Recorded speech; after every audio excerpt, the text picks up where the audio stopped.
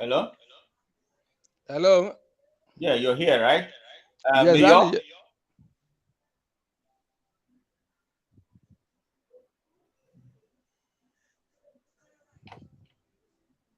Yeah, Mayor? I'm not sure what I did. I did something that messed my whole show up here.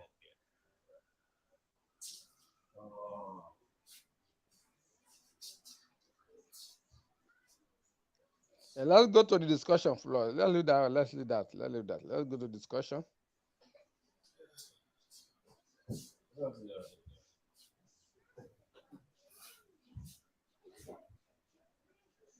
Mm. Uh,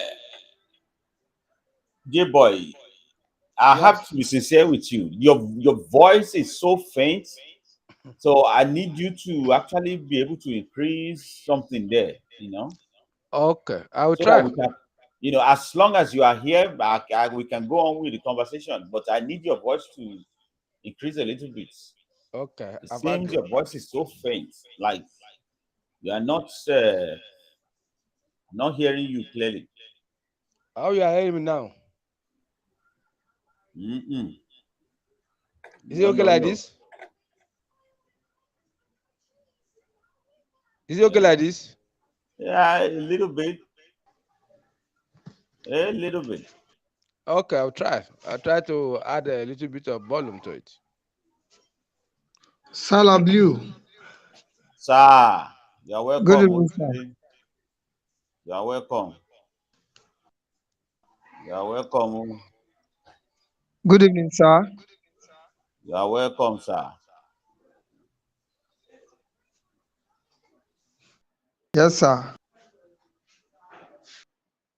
Can you hear me, sir? I can hear you clearly. All right, all right. I can hear you So clearly. I am happy to be on the show today. You're welcome.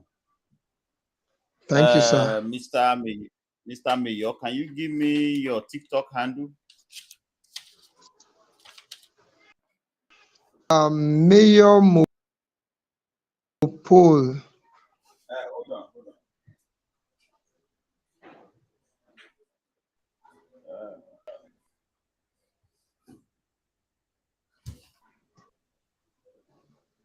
In Okay, give me again, and you have to help me by actually spelling it out.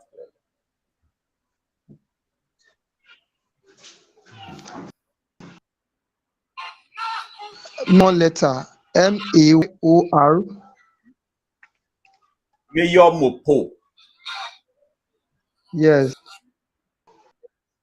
Mayor Mopo. Mayor. Okay,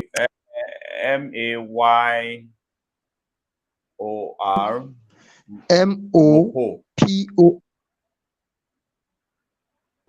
Okay, I think I'll find you. Okay. Whenever you are able to go in, make sure you follow me back. I just follow you on TikTok.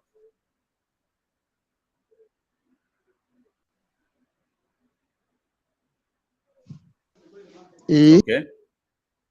I just follow you on TikTok, and that means once in a Right. while, once we are live, I will be sending you link on TikTok to be able to join our live conversation on TikTok. Okay.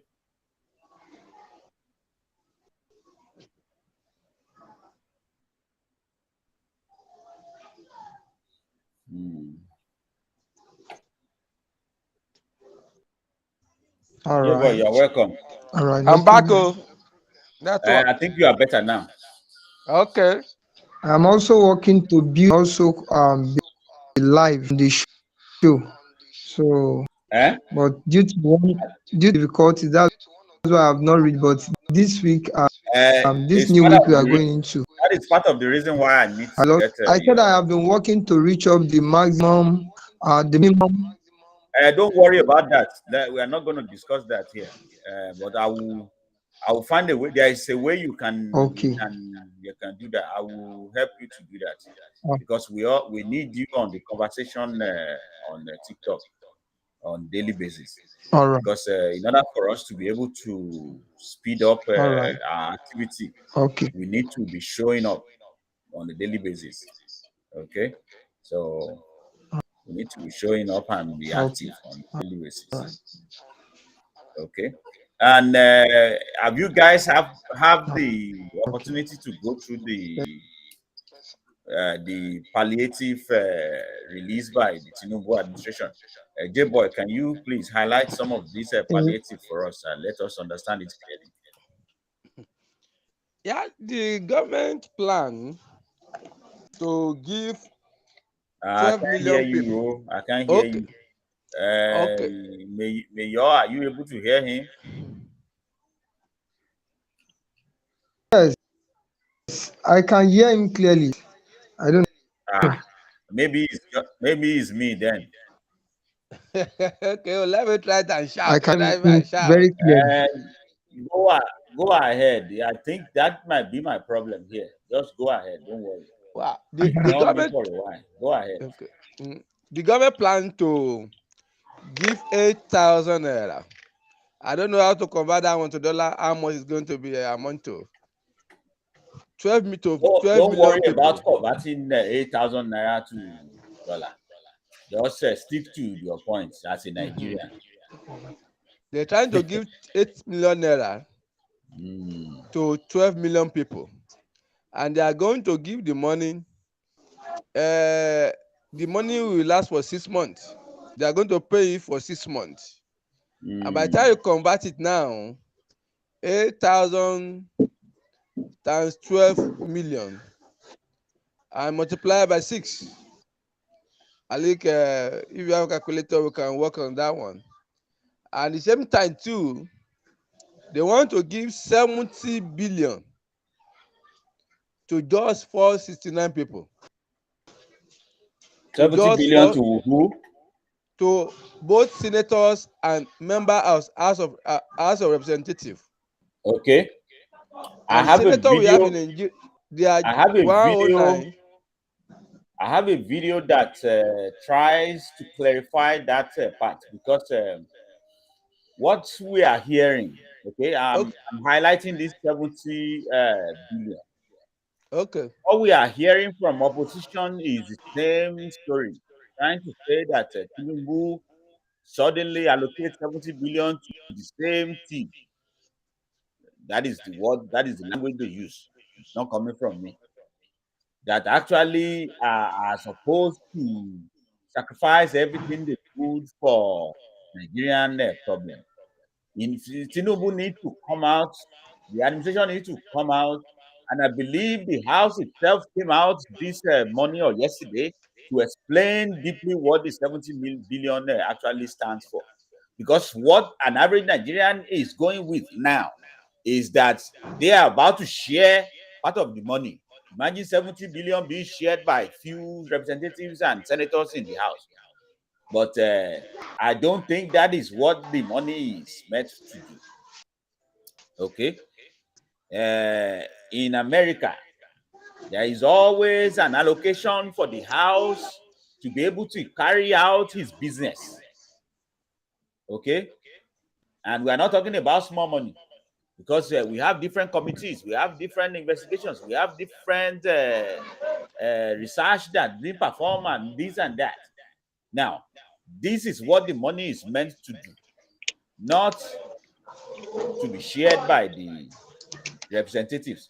But what an average Nigerian is going with now is that the House of Rep and the House of Senate is going to share 70 billion out of this amount. now let me try to add a lot to that. Their position and their body language utterances. If peradventure they don't have it in mind, I've suggested as well.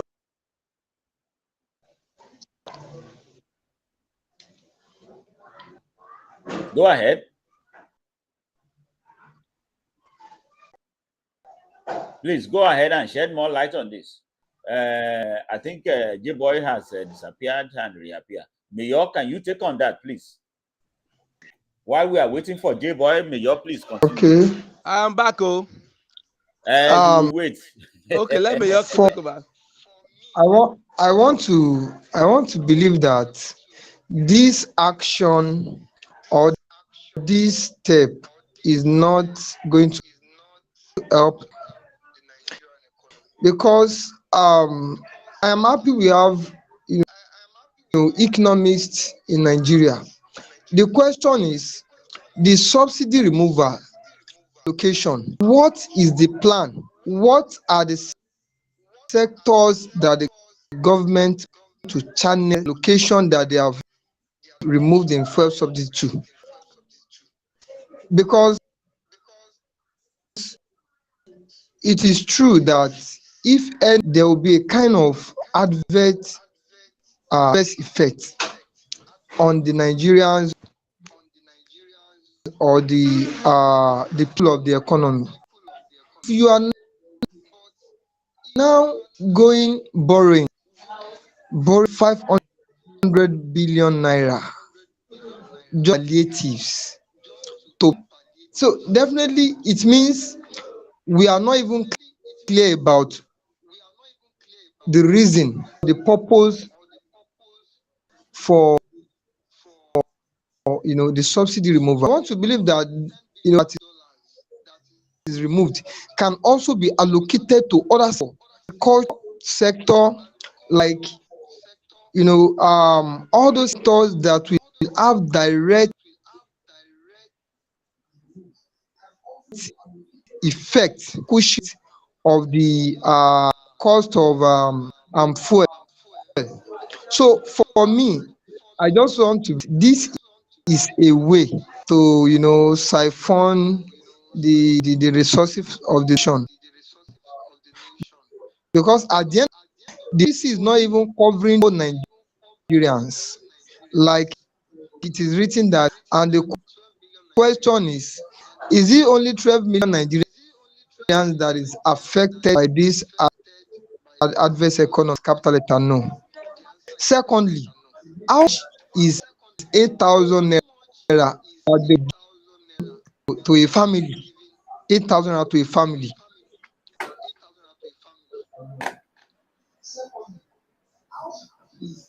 Meanwhile, all can at 8,000 naira.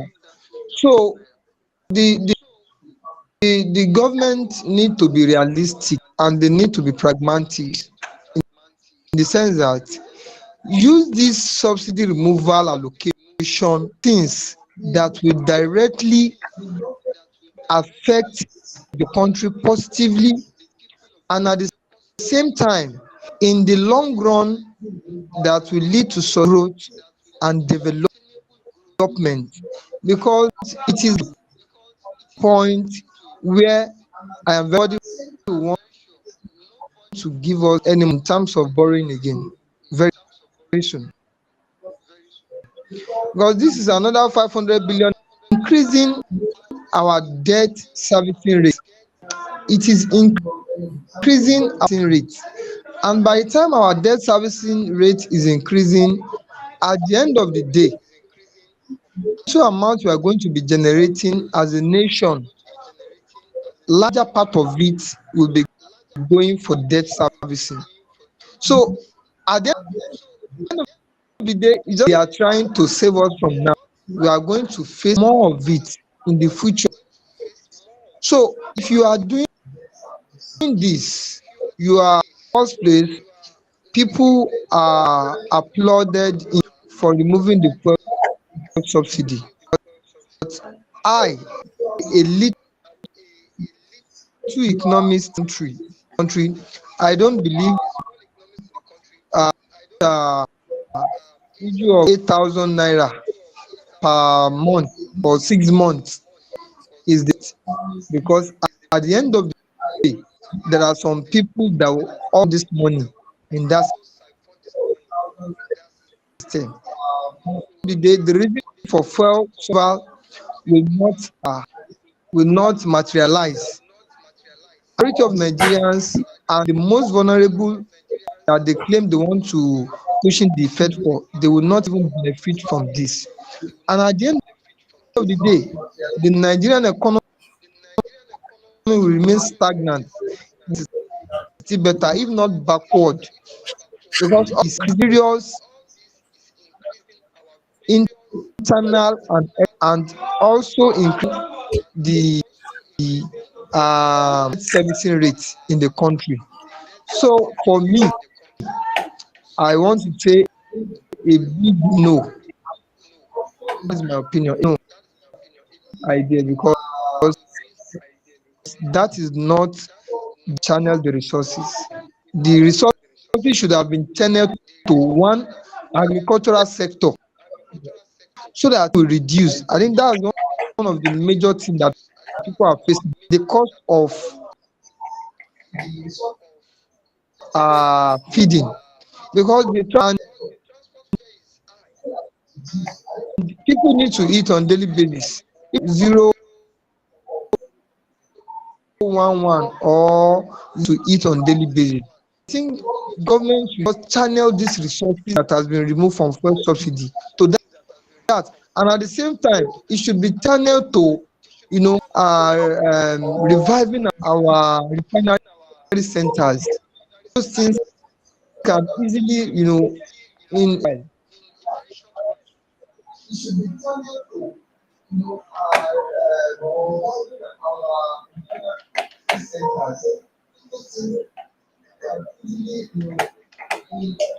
J-boy, Yes. carry on. Okay. You have not tried to even establish this background of the whole thing. I think what the government is trying to do, which they based on their own explanation, is that they want to roll out 8,000 naira to 12 million Nigerians who they consider they are the most vulnerable of the vulnerable in societies. But to me, I don't even know how they got that figure. I don't know how they are going to have access to those 12 million. That's another topic. That's another discussion in this program for today. And the argument people are raising now is that you are planning to give 8,000 to each J-boy, individual. Yes. please, you have to do something about this your microphone, please. You find a way or the other to put your mouth close to the mic. Okay. Okay. Your Let me. Is it your good? Is it good? microphone, your microphone on the phone on your phone is going to be on the bottom side of it.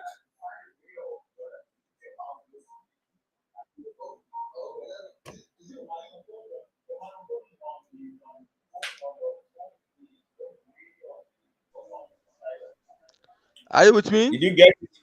Yeah, I'm with you. Okay. I said, but the annoying is that even the elite are arguing, asking the citizens to make a sacrifice, but they are not. Because what I was saying the other time is that the member of the National Assembly have been complaining that this spiral inflation have also eroded them of their purchasing powers, and the need for government to review upwardly their take homes. And that's why I argued the other time that if peradventure they are now saying that the 70,000 they were talking about, that the public domain that they want to take is not their own making. I disagree. Their body language and utterance have been suggesting towards that the government need to do some things about their own upper reviews of their takes homes. And by the time you look at their takes home, each of them go home with less than 30 million naira per month. Are you hearing me? Go ahead, I'm hearing you. Each of them go home with 30 million naira per month. I now consider average Nigerians, how much are they going to meet? And yet you are still complaining, lamenting bitterly that your take home is can't take care of you anymore. I don't know where there's a justice in that. I don't understand that whether they are there to serve themselves or to serve the nation, which they claim to always be that they are here to serve the nation. But fortunately, they are only serving their pocket alone. That's what I'm seeing there. And the government also is trying to, and these people are now complaining that the government need to jack up their own salary. But they are arguing that the 70 billion is not for them, well, let them come out with a kind of a rebuttal to that, that the 70 billion in circulation or in public domain is not meant for them. But that's so far on that. The government trying to the, but what you may say money, if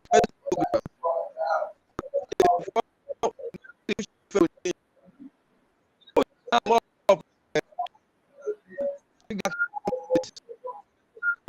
this, it can't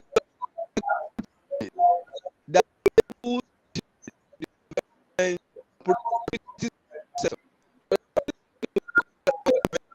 plan, development plan theory. So when development sector, develop other sectors, and invest heavily in all sectors, for all the sectors, massive development.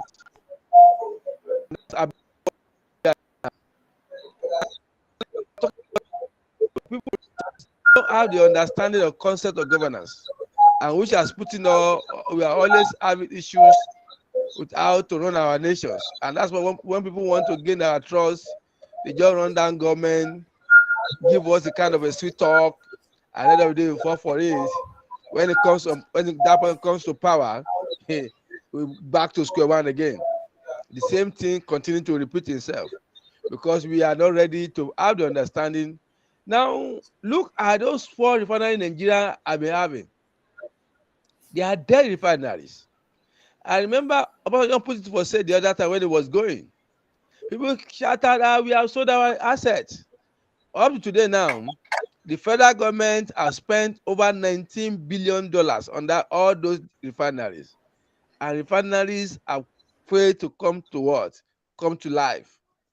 And assuming we allow those private guys to spend their money on it, I am very sure they will up and running now. And they have generated employment, they have generated taxes for government, and Nigeria will have been self-sufficient when it comes to petrol production. And we will all know what that was going to be to our Nigerian economy, on our forex, on other sectors of the economy. I will have able to cushion to trigger development in other sectors. And these are the issues that the government needs to take by the bull by the horn. We don't need just to pity ourselves. Let me face the reality. If we want to grow, we need to take some hard decision. And the hard decision of it is for the government to do the basics and let the citizens do the necessary things. One, all those refineries, let them sell it. First, let private sector go into it. Let them be productive. Because let me tell you, we should not be deceiving ourselves. Government don't manage business anymore. Even if Oyinbo is even doing a little bit, Africa is the worst. Because Africa, we are known for corruption. That's it. That's our DNA. And if now allow the government to be controlled by these people, what will happen? They will see it as a conduit pipe to siphon money. And let's now the private sector. Look at what happened in the telecommunication sectors. Look at Nitel. Where is it today? It's not the same 910. We have MTN, we have Glo, we have 9Mobile now. They all came after Nitel. And Nitel is in state of work comatose. And those ones are thriving. Look at MTN, 80,000 subscribers, 80 million subscribers. To tell you how massive they are in this country. But Nitel, where are they? They are what? They are in very grand. And that is why we need to what? As far as I'm concerned, the 8,000 naira is a slap. It's just it's a form of affront to individuals personality in this nation. The government need to stop that. We are not bad now. We are not doing bad here. We are not doing babiala. What they need to do is to try to engineer the economy, to rejig the economy, to make economy productive, and people life can be improved. When you have access to a way of a means of life that can sustain you, you can able to avoid a lot of things by yourself. Either for us to turn us to a beggar. I think this is just a beggar. 8,000 for the next 6 months, equivalent to or less than 50,000 naira. Oh my God, it's an insult. Please, the government to stop that. God will help us.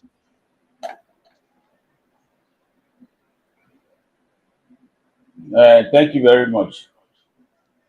Um, I understand where you are coming from, and I think for you to be closer to the nose of the storm shows me that you know what you are saying when you say that 8,000 naira cannot affect the life of anybody. I truly, truly understand that part that 8,000 naira is a chicken change, as we will always say. Uh, it's a chicken change. Some will even say that you are only giving them money to buy a pack of cigarettes.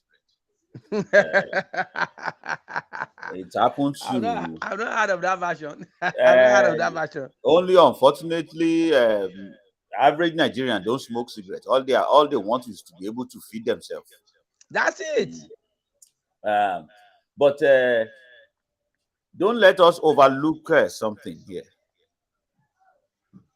Okay. Um, I will invite you to comment as soon as I made my observation on this. Don't let us overlook the fact that if Tinubu did not award 8,000 naira to average Nigeria or the so-called 12 million Nigeria, we would not say or do anything about it. Okay? If he did not extend this hand out to people, there is nothing anyone can do or say about it. Just like any previous administration, we will keep our mouth shut and continue to wallow in whatever problem we're having. I do not think that Tinubu himself believed that 8,000 naira is a life changing amount of money. Okay. Whether he will have any impact at all on human being, that is left to be judged when people start taking the money. We will be hearing from them.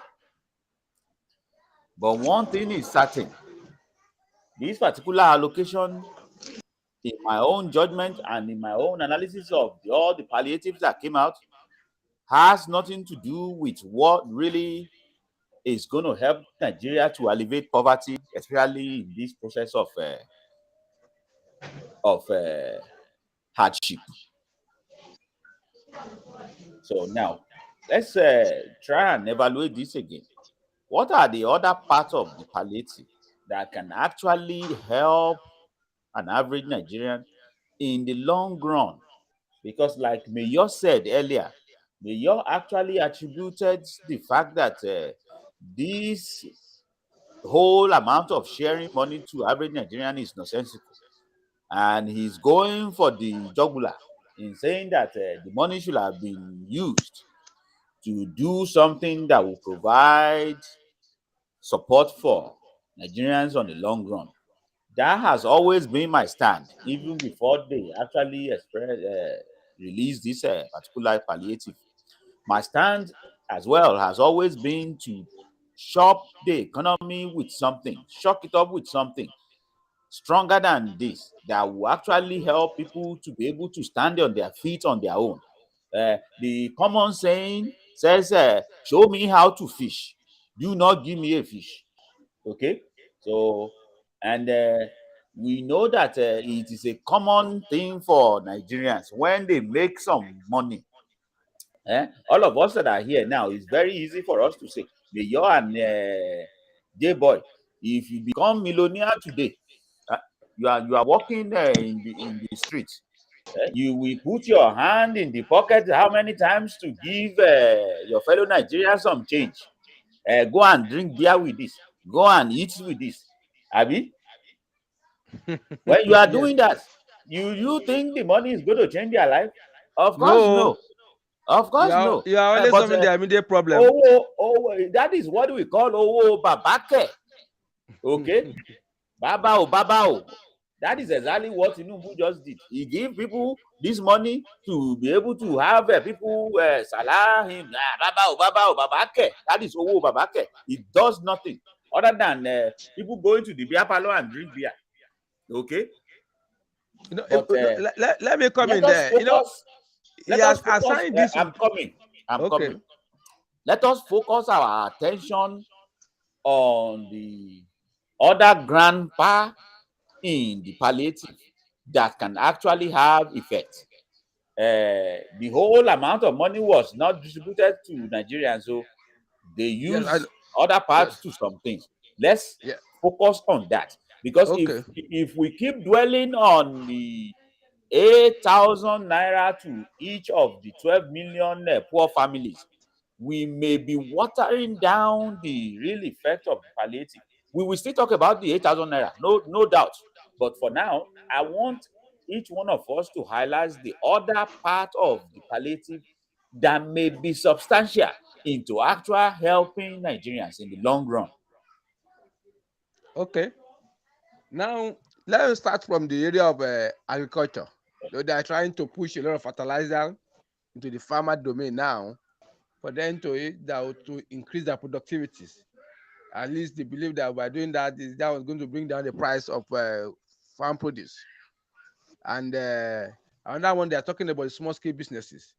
How are they going to give? Because I remember like yesterday, the Kano government was complaining that the allocation for the small scale business from the palliative is unfavorable to the north. That is almost about 70%. 70% of it is allocated to people in the south. They are also talking about in that area how to able to help the small scale business to able to be viable, to continue to functioning, to find their food, to find their food in this time of economic turbulence. And I think that's what we have for now. We are looking at the area of businesses. They are looking at the area of agriculture and how to able to thrive in the midst of this by giving them a lot of little grants that will help them to increase. Please, dear boy, Yes.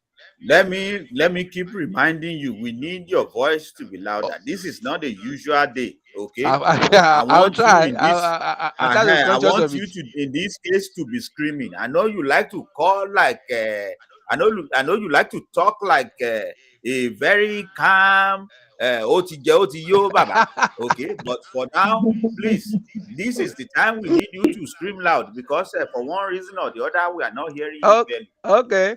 I said Mhm. part of the component of the palliative is to roll out fertilizers for the farmers, for them to able to increase their productivity. By the time they believe that farmers having access to cheap fertilizers, that will stimulate production of of food and crops, and the price can able to come down for people to have access to. Secondly, they are talking about in the area of small scale businesses. They are trying to put the money into the bank of industries to able to help the small scale businesses to have access to cheap loan or cheap grant too, that help them to grow their businesses to sustain it. It will not be if affected by this harsh economic situation in this country, and they can able to find their food. And also added that even the governor of Kano was saying something yesterday that the lopsidedness in the allocations of this grant of this money for the small scale businesses is unfavorable to the north. That the south is one taking the largest share, over 70%, and the north is giving part. We were talking about like the north, the only Lagos collected 40%, 47%, while south collected 17%, and they also allowed the rest to take the little share, and which is not ideal in this kind of a country we have today. That the north should be also be given a place of priority when it comes to decision taking, decision taking concerning palliative, and that's what we have for now. And that's what the government are looking to. They're also looking the area of 80,000 naira to the vulnerable homes, which has become generated a lot of crisis, a lot of discussion, debate among the peoples in Nigeria today, and it has become the major conversation now in every nook and cranny of the country. But it's discovered that most people does not subscribe to that 8,000 naira dollars. How you heard me? How you heard me now? Yeah, I can hear you. Mayor, you're back. Mayor, I Okay. thought he's back, but he's not. Let Uh, me quickly. yeah. Okay, go Can you ahead, hear me Mayor. now? Go ahead. Okay. We can hear you. So, you mentioned that what are those areas apart from this 8,000 naira that really be a very good palliative that will have effect on Nigerians, and they say it over and over again. The best palliative now is to invest in agriculture or and there should be strict monitoring. The kind of investment that they will just feel like, after all, we have allocated this amount. There should be strict monitoring and regulations. There is something we call price legislation. There should be minimum and the maximum fixed for example commodities, that people will rest assured that anything I want to buy is something that I can easily, afford. If at all I am spending more on transportation or whatever. So any other palliative from that in this particular period, it is not beneficial to the most vulnerable as they have tagged, because you and I can remember during the lockdown period 2020, the so-called palliative were siphoned, like they were ordered, you know, that we were seeing it like, oh, these are the things meant for the masses. So if this still continue, that's the same thing that will happen. Help people, want to help Nigeria, as they should just channel it to agricultural sector and bring down the price of foodstuff to buy. I myself, I used to buy a director of beans for 110 naira, 120 naira, and that time I used to buy like 50 acres at once. When to buy dirika that particular period now is what we are used to buy just 4 acres. So So in you order can see for that people to if we understand are what you mean facing by Mayor, in order o- for people who are okay, not are not average people living in Nigeria or close to the information you are giving, tell us what you mean by the okay, RICA. It's a kind of measurement of measuring ah, food stuff when okay, you buy in yes, market. okay, all So right, when you say Derika, a lot of yes. people are thrown off. Okay. All right, go ahead. Okay, so a dirika in Nigeria, I don't know, maybe every part of Nigeria, but in the southwest, especially Lagos State, is a measurement for measuring rice and beans and some of other things. So if we compare the cost of things some years back to now, there is a big difference when you are getting something for 110 naira, 120 then, and now that same thing you are getting it for 500, 550, 600. There is a very very big difference. Yeah, a carton of noodles that was sold some years back for 3,000 naira is now 5,000 naira now. Some that were sold for 900, they are now 3,000, 4,000 now. So you can see that, and the Yorubas, they have an adage, ó ṣe bí òwe, tí ìṣẹ́ bá kúrò nínú, tí ebi bá kúrò nínú ìṣẹ́, ìṣẹ́ bùṣe. There is this assurance that I am going to eat with the little money I can afford. Definitely the remaining, people can manipulate it. Nowadays people trek more than before, and people minding out unnecessarily. Yes, in the part where I am now, people don't go out anyhow again, and people see trekking as part of or means to ameliorate the high cost of everything. So if you are now saying, oh, you are not invest money in the agriculture sector, all this sharing of money, it will not it will not get to all that they have budgeted. I am so sure of that. It will not get to 8 million projected, because the money. So why can't we just do the needful? We have accepted our fate as Nigerians. Not continue like this. The way it will not continue like this, our agricultural sector is embraced. You agree with me that before this now very embraced like this, it was agriculture that we embraced in those days, and that was when we were like agrarian economy. We embraced agricultural sector, and at least to some extent, everybody involved in farming. I still remember in those days we have this subsistence system. When we need vegetable, we go to get it. When we need pepper, but now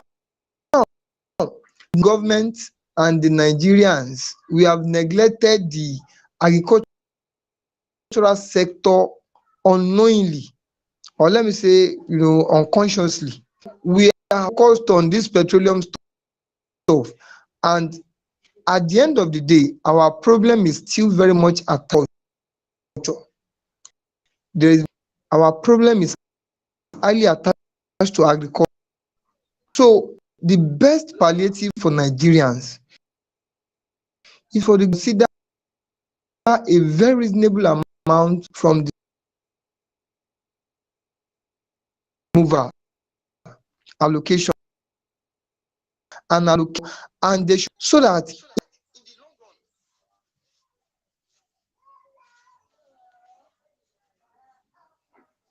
Hello,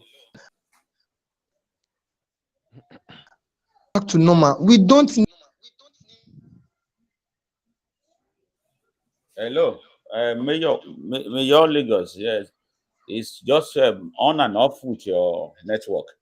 Um, well, I would like to also address. I mean, since we are now need hammering something. on Mayor, I don't know if you are hearing me. You will keep going back and forth, as in your network It's not is like you are petting. going back and forth. It's not like somebody that you need to keep for it Roaching, sorry, to know you're that talking, but the reaction of the hunger. So that is good on. Hear me? your You know, network is traveling back and forth. Is keep your voice will go off and they'll come back. So that's what we've been experiencing.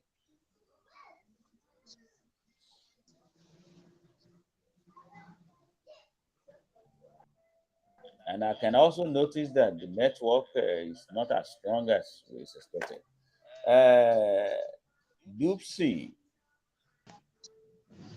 is online, and we see Miss Bolaji and Miss Olaoye, every one of them contributing.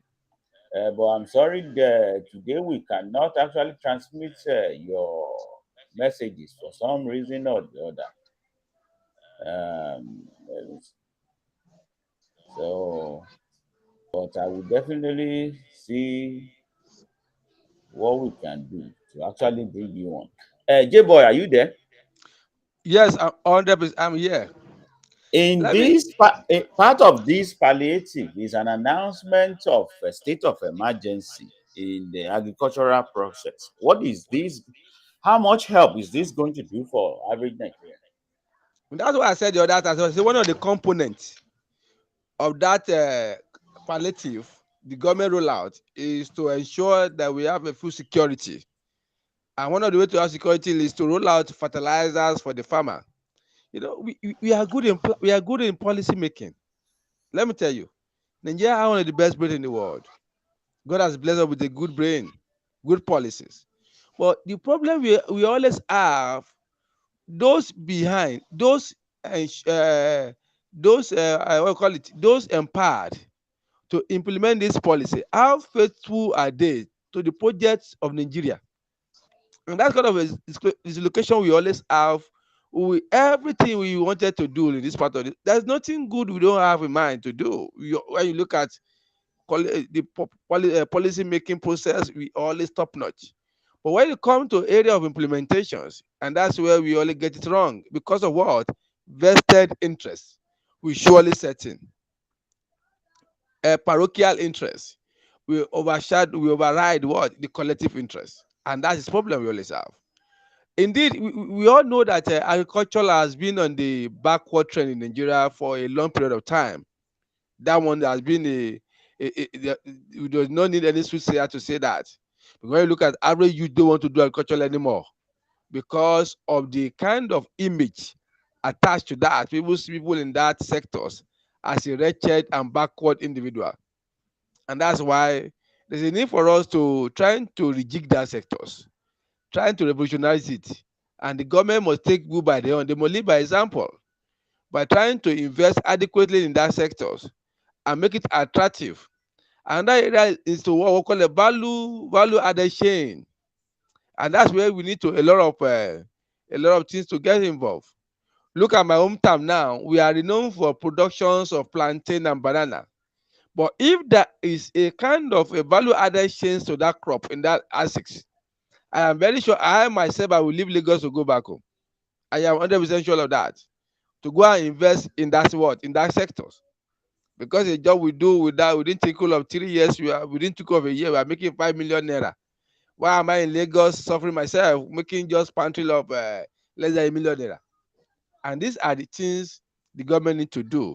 It's very easy to declare. I will tell you, talk is very cheap. You can talk, you can make pronouncement, but how are you trying to invest action into into that pronouncement to actualize the set goal of that pronouncement?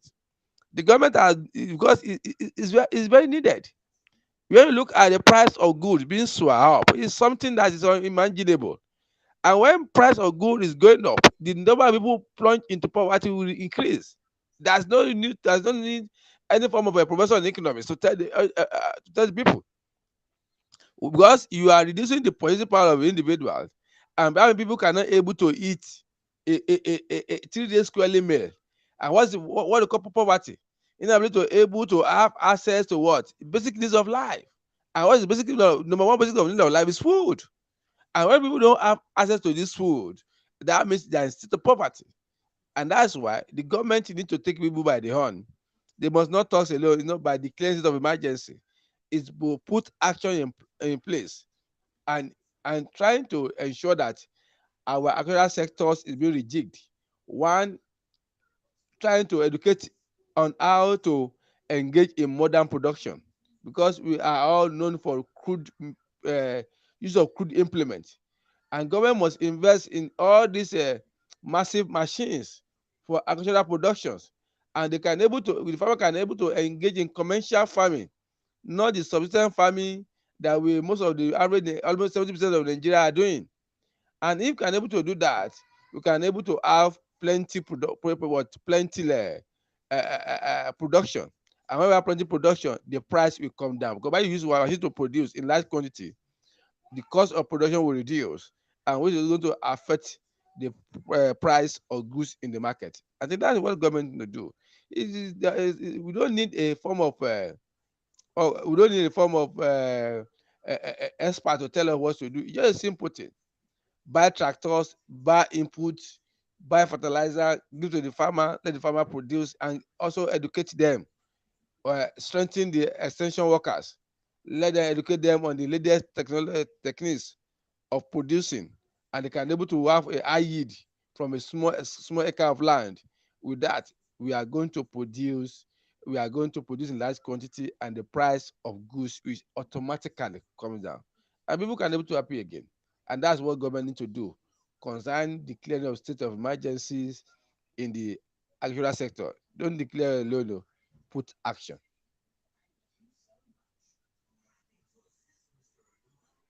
Thank you for your submission, J-Boy. Let me check on Mayor. Mayor, are you back? Yes, I am with you. Can you Okay. hear me? Unfortunately, today we don't have any of our women in the house. Why now?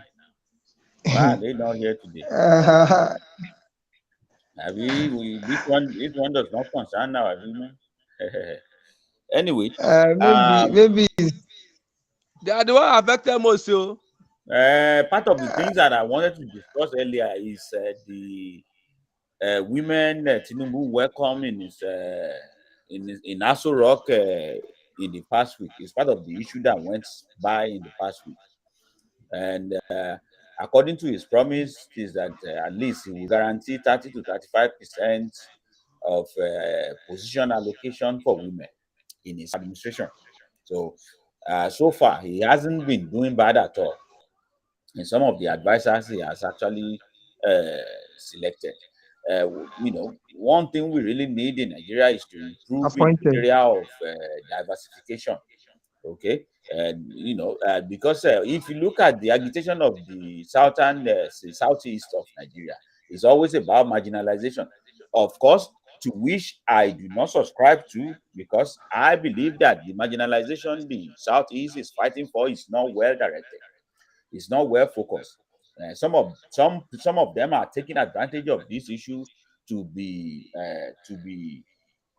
helping their own cause instead of actually helping the cause of the southern east. Because as far as I'm concerned, there is no marginalization that they are going through or suffering from that is not affecting every other part of Nigeria, including the southwest and including the north. Okay, you might have said that in the past that the northerners have actually marginalized, in the sense that most of the people in the administration is coming from the north.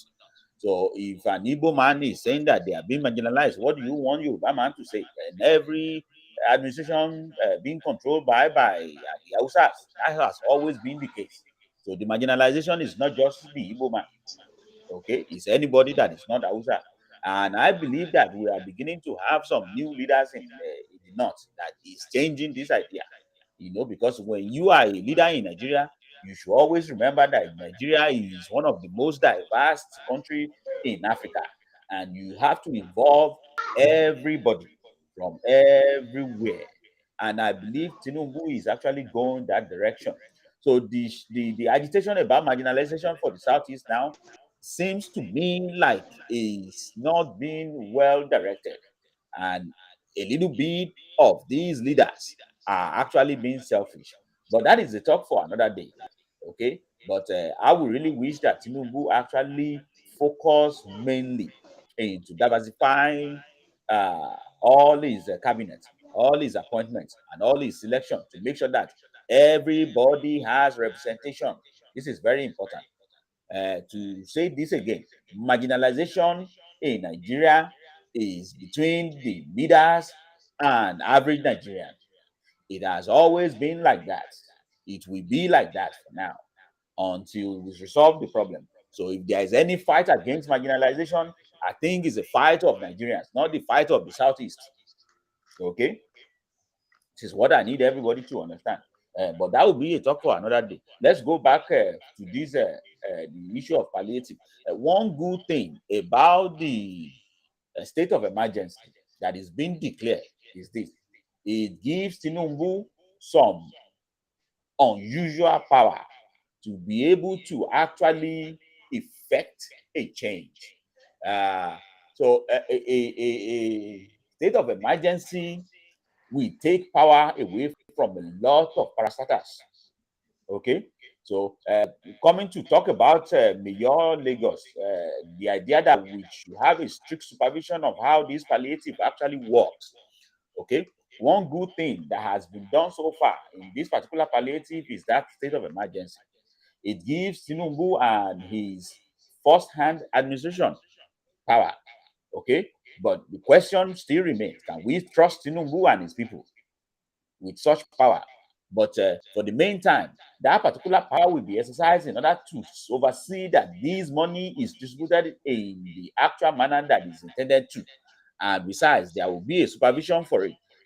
A state of emergency is completely different. It's another monster on its own. It's a situation that occurs when country is in a dire situation. And as a matter of fact, what situation better describe a dire situation than this that we are in Nigeria today? Huh? So it's called for, it's expected, and is one weapon that Tinubu can actually use to make sure that this particular money is put into a very good use, okay, without having to go through a lot of protocols that will cause delay here and there, and we actually allow some people to redirect the amount of money. But I will ask the question again: can we really trust Tinubu administration and his people? Because that's what we need to do. If we are going to give all the power in the state of emergency to Tinubu, that means we have to trust him. And looking from the angle of the opponents, that is the opposition party, from all they said during the campaign about Tinubu, I'm sorry, I think I knocked my mic down. I will pick it up again. Okay, I'm back.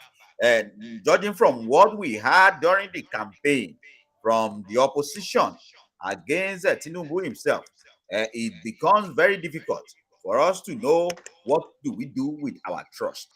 Okay, but we want to believe that Tinubu will actually accomplish something with this particular palliative. I'm not really concerned about the 8,000 naira. But one thing that I'm really sure of is that there are other plans in place. Okay, and that plans in place should actually be what we focus on, not this particular amount of money. This is just a you know. But we should actually make sure that it goes to the right people. In other words, if they said there is 12 million poor Nigerians, how do they come about this fact? That is what we want us to talk about next. What is the data available for the federal government to be able to detect the exact number of poor people in this category? Mayor, are you there?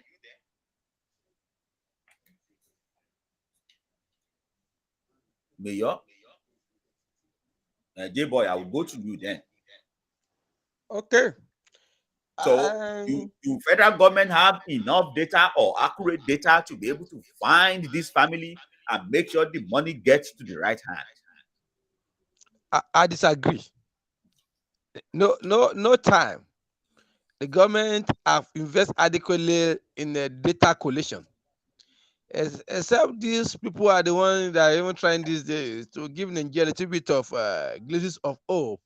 It's a Nigerian statistics, okay, statistics bureau. They are the ones trying to generate a lot of data for us.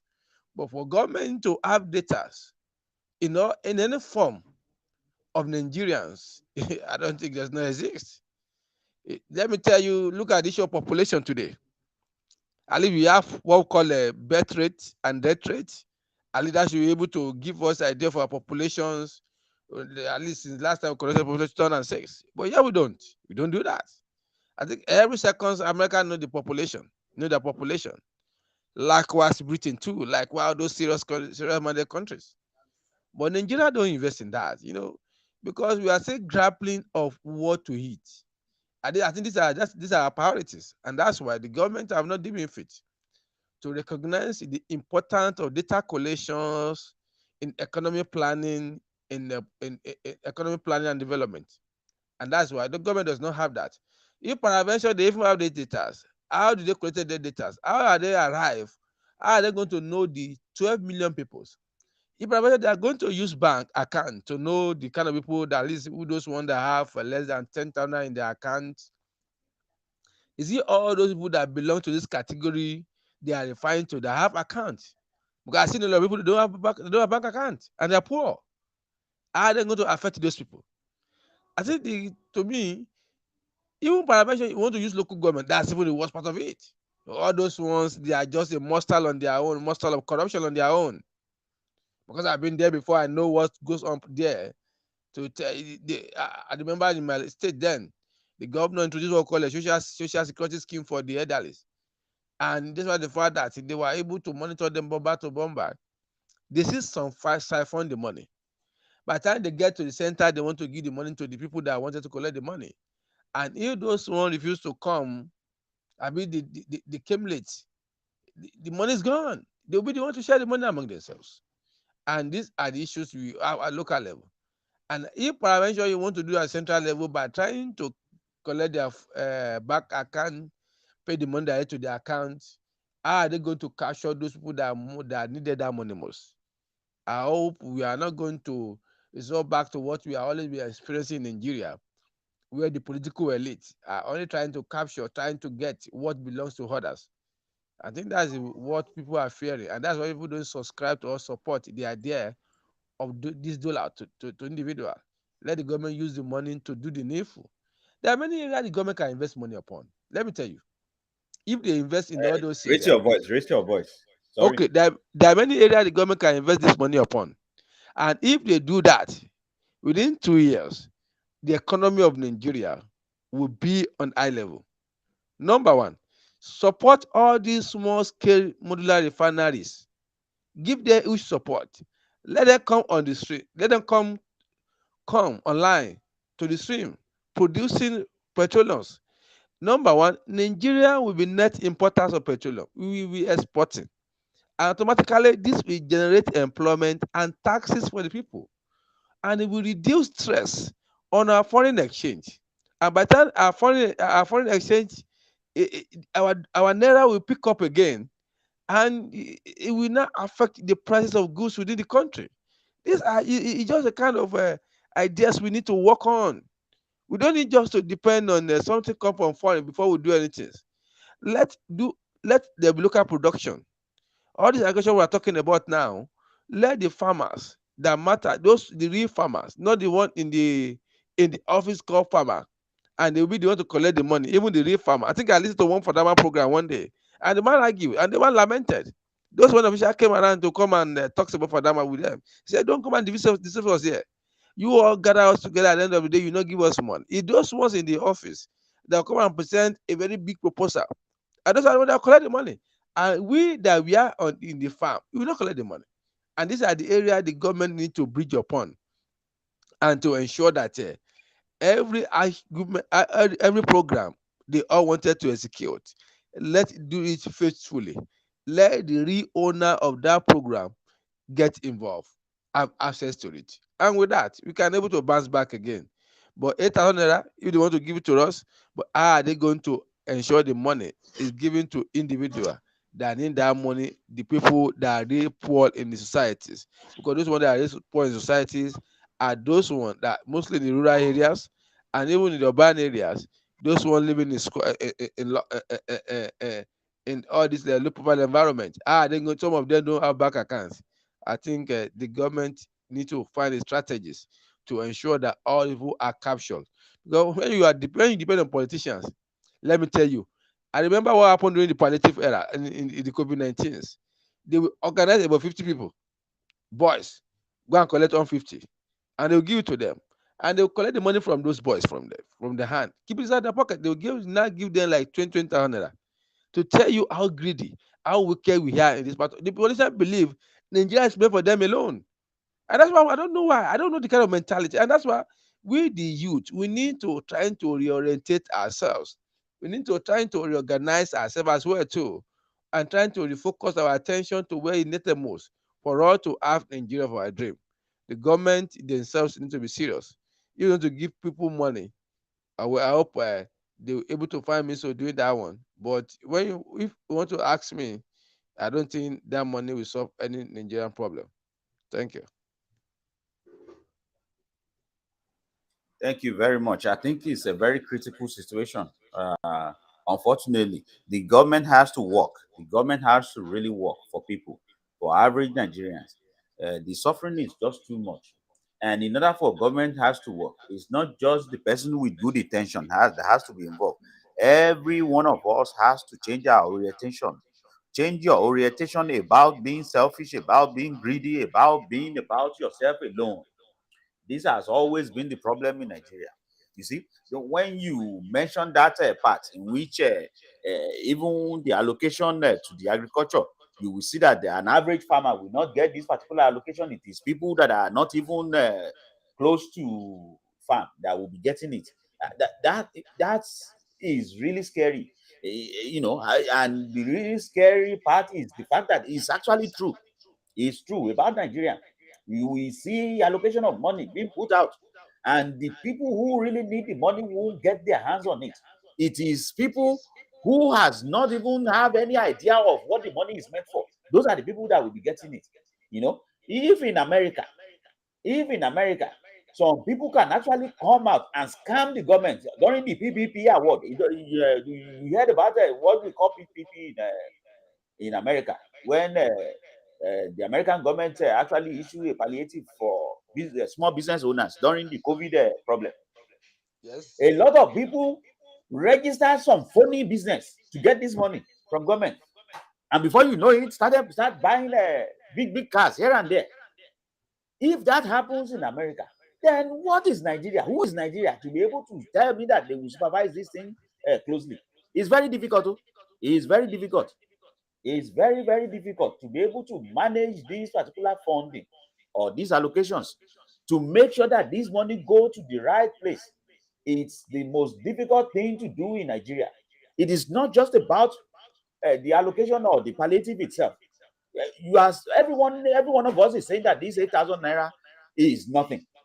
This nothing amount. Some idiots are sitting down somewhere now trying to steal it.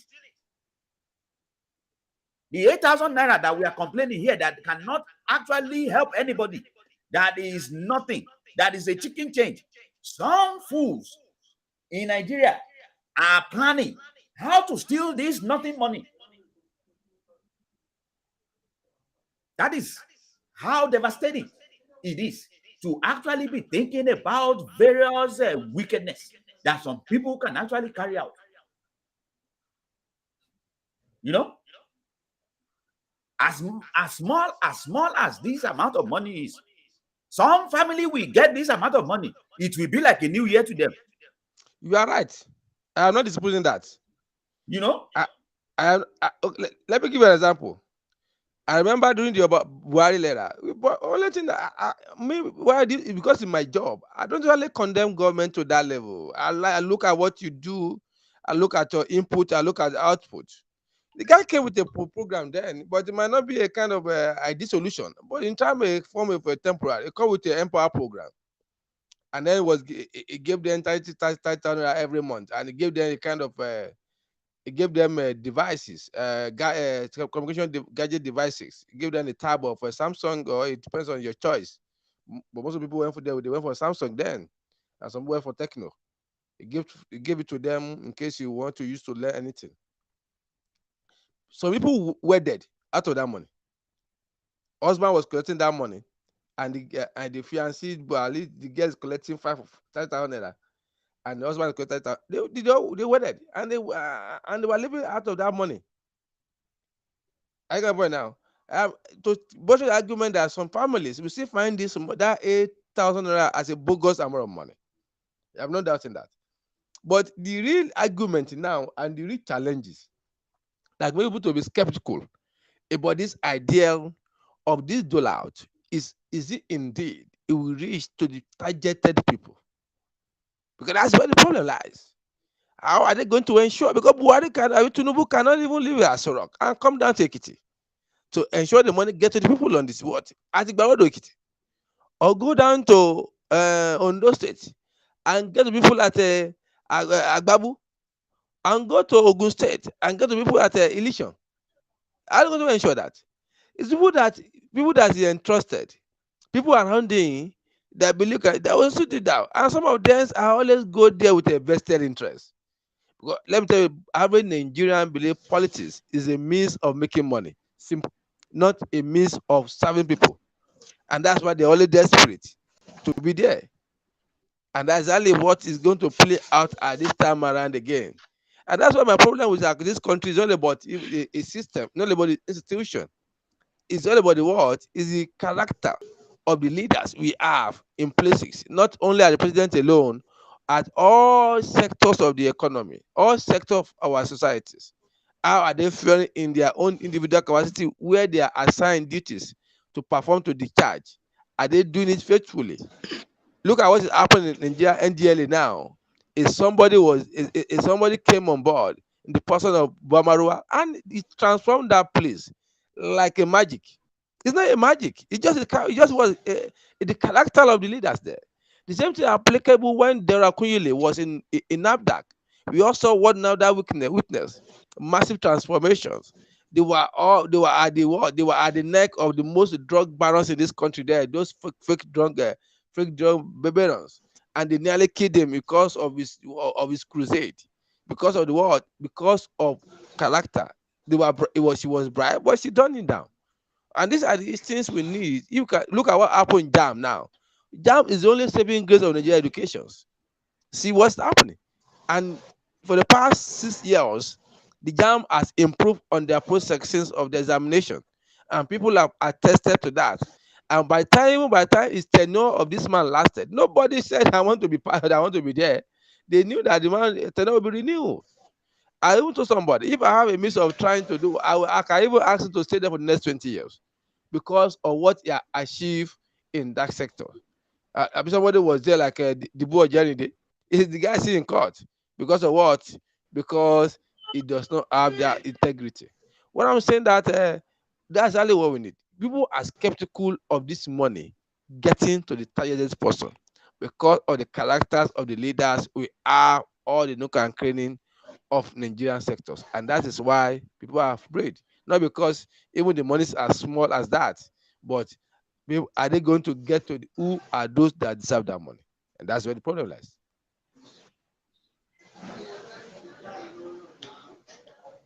Thank you. Mayor, are you back?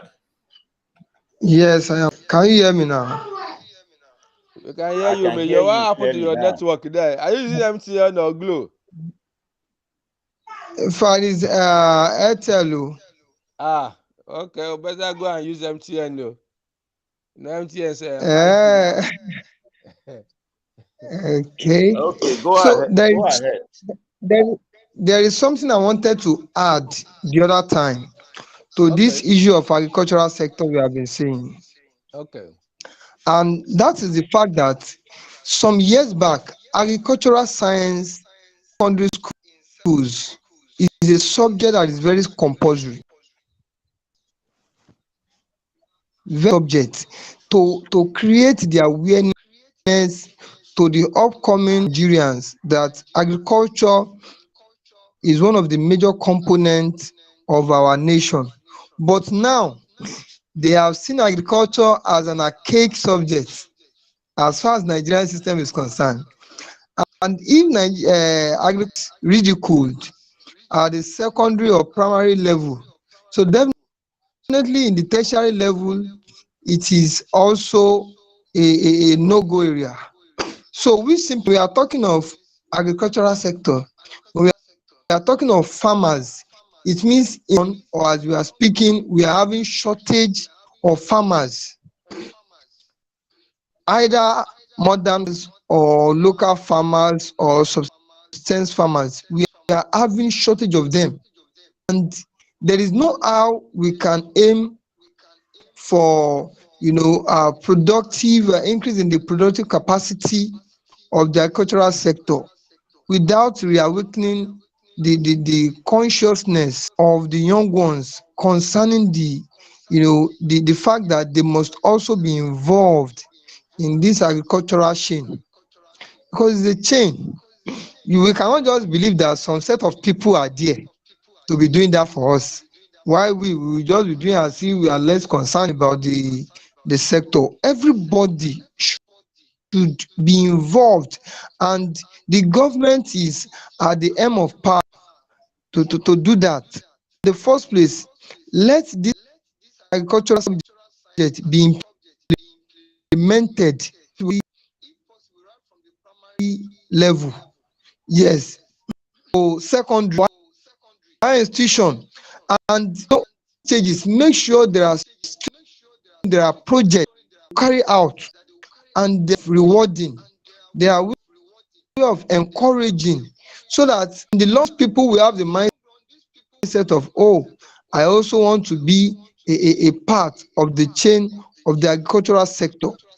Because in the long run we cannot continue like this, in the sense that some people are the one that are doing it, producing this thing. So anything they tell us is what we are going to believe. If they tell us there is no food again, that's what we believe, because majority of the population have neglected agriculture. And no, in fact, if you tell some students, teacher, if some students become a farmer, they will tell you God forbid listening, because there are something that is meant for poor people. So I think that is one of those things I want to add.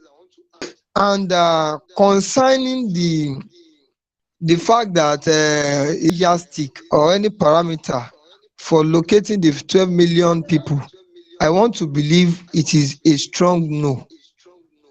It is a strong no, because if by 2015 the government was talking about millennium development goals, and at the end of the day it was unrealistic. By 2020 we were talking of another national plan, vision 2020. That one too was unrealistic. Why? The question is, once a country cannot have the national population, a very good national population number of its people, definitely there is nothing that can be called national plan or national planning. It cannot work. It's just a very simple arithmetic, or a very simple situation. If a kind of people in a party or in a ceremonial gathering, and you cannot figure the numbers of people you are inviting, who you want to prepare food or meal for, definitely at the end of the day, I am very sure it's either it is over budgeted for, or it is under budgeted for. So it's part of what is affecting us till date. It is part of what is affecting us to date. As far back as 2006, that was census last. This standard, this thing, it should be done every 13 years. I don't know of other country, but as far as I am concerned of Nigeria, it should be done every 10 years. So since 2006 now, we have not done anything till now. So everything we have just been doing in providing for the citizen is based on assumption. I think we are up to 200 million Nigerians. And you know that national census is more than knowing the total number alone. You are going to know the working population, you are going to know the non-working population, you are going to know those that are underemployed. Some people are employed, but they are underemployed. You are going to know that those that are fully employed. You are going to know those that will soon retire. You are going to know those that are migrating from dependency sector to independent sector in that same economy. So in this issue that is on ground now, it will be very easy for government to say, okay, these are the people we are focusing on. Are you focusing on the old people under the dependency group, or you are focusing on the children under the dependence? But in this case now, I am very sure everything is a guesswork. Still that, and the Nigerian population should be up to 200 million. No, it cannot work that way. It can never work, because Nigeria is not a village. I think it can to some extent work if you are dealing with a village, but this is not a village, it's a country. And not just a country that has a very little number of people. We are the population is very explosive now, very very explosive. So I want to believe that everything is a guesswork, and at the end of the day, you will see it will be a pedestrian reality. By the time people are complaining that they did not even get this so-called palliative, so we should do the right thing at the right time. If the census has been taken at the right time, by now the government will know those people that are really worthy of that money based on the criteria they want to use. So for me, I just want to believe they want to dash out money, and in one way or the other it will also enrich their pocket, which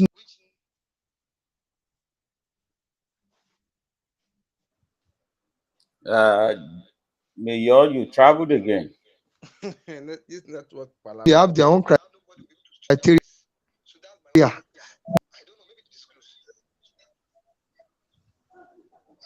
Thank you for your submission. Gay boy, Yeah, gay boy. You're welcome. I'm with you. On a final note, before we move to the other topic of the day, Okay. okay? What is the plan to repay this amount of money? We already have a debt that we are dealing with, okay? And as a matter of fact, just like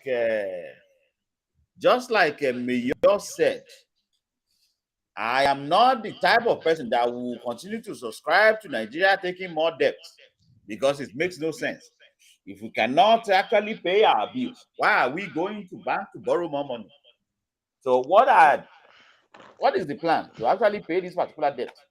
No, Because the amount of money is a borrowing, it's not a free gift. uh, the money has even budgeted for in the. It has been in the budget before. I think it's even around $8 billion naira, 8 billion naira in the budget. They are only trying to extract this out of that money inside the budget for the palliative, because even the Buharis have been trying to remove the subsidy, and they also plan to also have a palliative program for the people in the itself too. I think Nigeria is going to pay their debt back. For example, now, based on record, Nigeria have saved over 400 billion naira from the subsidy removal. 400 billion. I don't know whether the money is in state coffer. Nigeria, we have not able to pay any money, trying to do any program since our president came on board. He's still expecting to form his cabinet before the government swing into full action. At least we're able to have more money to spend to execute the project that can propel Nigeria to next Please, level. please increase your voice. Increase your voice. I said that this money in question it has been incorporated into budget for this year. Even it was 800 billion naira. They only extracted 500 billion naira out of that inside the budget. I think the government will know how to pay the money back. They will know, because, like I said, that the money that has been realized from the subsidy in just a single month alone is over 400 billion naira. To tell you that Nigeria cannot complain they don't have money. They can't complain they don't have money. We have money. And if we don't have money, why they want to give 70 billion naira to just 469 people? 70 billion naira. I think Nigeria cannot complain they don't have money. And what we need to do is just to hold them at their jugular to give us account how this money is spent, how this money is disbursed. Because we are not looking at a lot of factors. We only concentrate at the center alone. And why it's always at a detriment of our development. We don't look at the component unit, who are the major driver of this country. The government at the center is just only one. We have state government and local government who are dormant, who are inactive, and who are more closer to the people. And they are not doing anything. Let me give a little background to a lot of things that people have never, they don't look at the direction. Anytime they want to accuse of Nigerian woes, they always accuse the president alone. Nobody's ever questioned the affairs of his own state to know whether the governor they are elected is up and doing. And they always accuse the president. The president can only do what his shadows to do, which is at exclusive, because in the federal system we have three relative lists. There's what we call exclusive, there's what we call concurrent, there's what we call residual. The exclusive is for people at the center alone, something like security, something like minting, railway, power, military, external affairs. These are under the word exclusive. It's only the federal government that can attend to the list on that list alone. The second one is concurrent. When you look at that concurrent, they are more of agents or driver of development of the economy, and that means both states and the federal government have responsibility in that area. Look at road construction, look at education, look at agriculture, look at information, look at industry and commerce, look at insurance. They are under concurrent list. Now ask now, in which area your governor is fearing? That's the question we need to ask those one we elected at the state level. Though we have been talking about agricultural money as one of way to reduce, to ameliorate the suffering of the people. Now let's now ask every state governors what are their programs concern agricultural in their state. Because by virtue of the law, the governor owns the land, not even federal government. The governor owns the land. If federal government want to do anything concern land, they need to consult the governor first. If the governor refuse to give them land, they are not doing anything. They are not doing anything. And that's why even the government is what? The governor should even be the what? They want to drive development, agricultural development in his own state. Let me tell you today, no part of this country, no governor in this country that is working on developing its agricultural sectors. And that's where we are. And that's why we need to revisit a lot of things. People they themselves, we need to wake up and trying to call all these leaders at the various levels to accountable, to give account of their stewardship, to able to ask of their responsibility. Are they doing it fairly? For us to achieve a prosperous, a viable nation we desire, not only every time we accuse President Tinubu of this, their governor need to be what? Need to be put on their toes to do the needful. And with that, the issue of subsidy removal will be reduced. And money we were talking about borrowings of money. I think the government needs to stop that now. They should not plunge to a debt crisis like what we are having in Argentina now. You know, where if you are following the economy of the world, you know what Argentina went through. Concern they even sometimes they even default in paying their debt to tell you how bad it got to. And Nigeria should not what? Should not be also And allowed to. we are enjoying you. Please increase the voice. Okay, Nigeria should not be allowed to slip into that direction too. That because when you see what Argentina went through, the kind of a crisis. Look at even Sri Lanka too, and even the citizen went to go and they removed they went to their own national there to remove their president from office because of the economic crisis. I think the government need to wake up. They must not allow Nigerians to snowball into that point when we're not able to pay our debt. Our naira we become a useless entity, and we now become a very bad debtors in the society, in the international arena. And I think the government needs to stop borrowing money. The money realized from subsidy removal should be utilized, should be what judiciously utilized to prepare Nigerian economically and otherwise. Thank you for your submission. Mayor, are you back?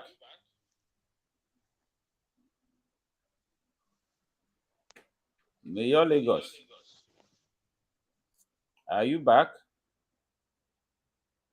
Okay. Anyway, on the final note, I already said on the final note, this will be the second time I will be saying that.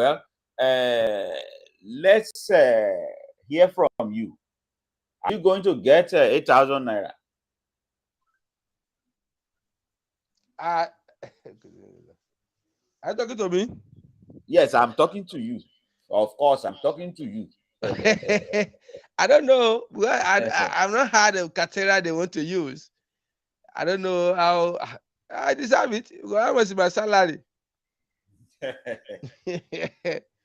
So much my I don't know the criteria because and even if I know the criteria, who among us is really sure that the criteria will work? I'm guessing anybody who is getting paid one way or the other is not going to get this amount of money. that's even how are they going to ensure the money is given to people that need it. That's fear of everybody. Not even the money. When if you believe the money will get to the people will still say, okay, at least let's chop out of their own our national cake. But people are skeptical. They are afraid that the money will only landed in the pocket of few elite who are fortunate to be in government, to be in control of the resources. That's your people, and that's why and that's I too. It's part of my own fear too. Well, how are you sure? How are you? Because most people don't have conscience. Let me tell you the bitter truth. People don't have conscience. Look at that girl that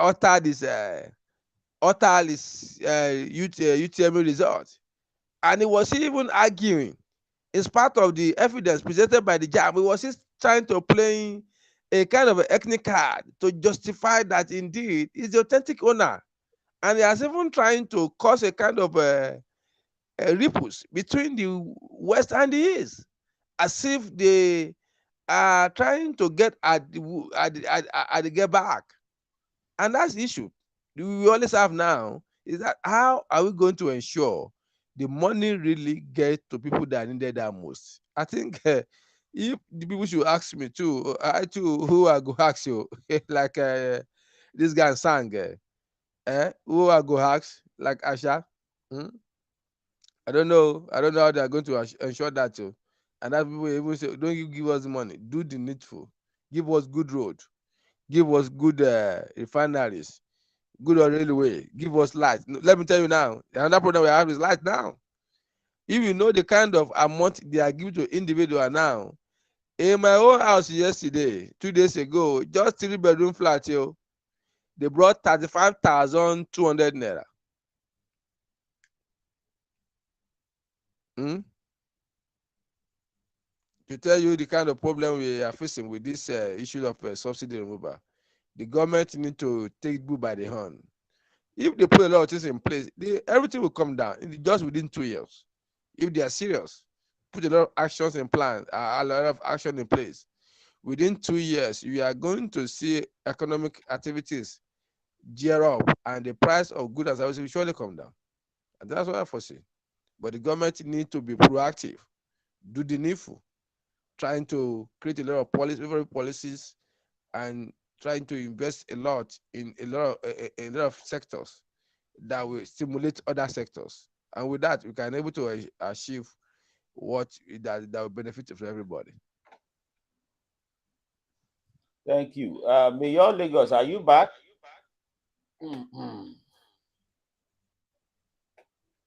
Mayor.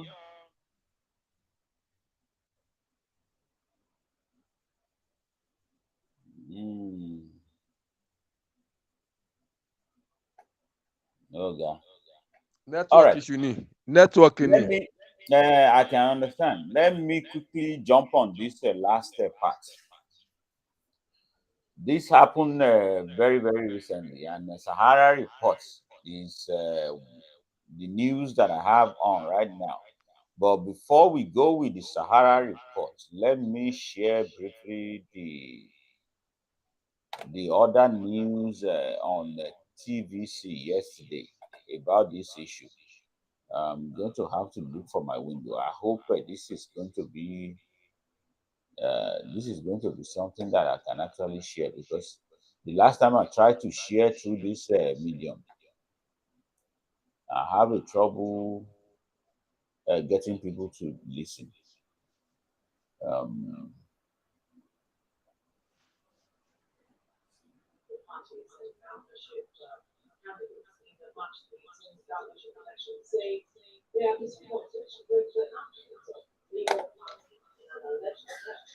okay, I'm going to try and share this.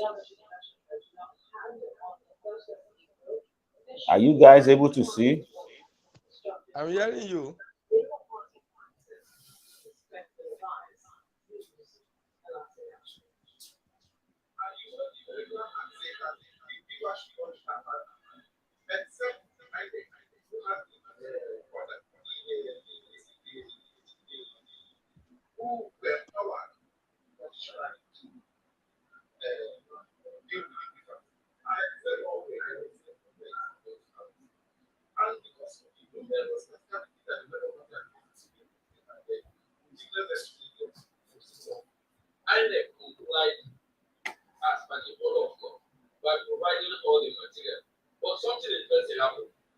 before the proceeding started, the experts which they brought out, in addition to the court order, a handwritten list of materials which they are now requesting from INEC, different from what is recorded in the court order. Other people that are not invited, other people from Labour, they all surged into this place and they were demanding that the people should be tackled. So the other party said, the representative of the party said no. And that's what we have what we have observed is that the people are expected.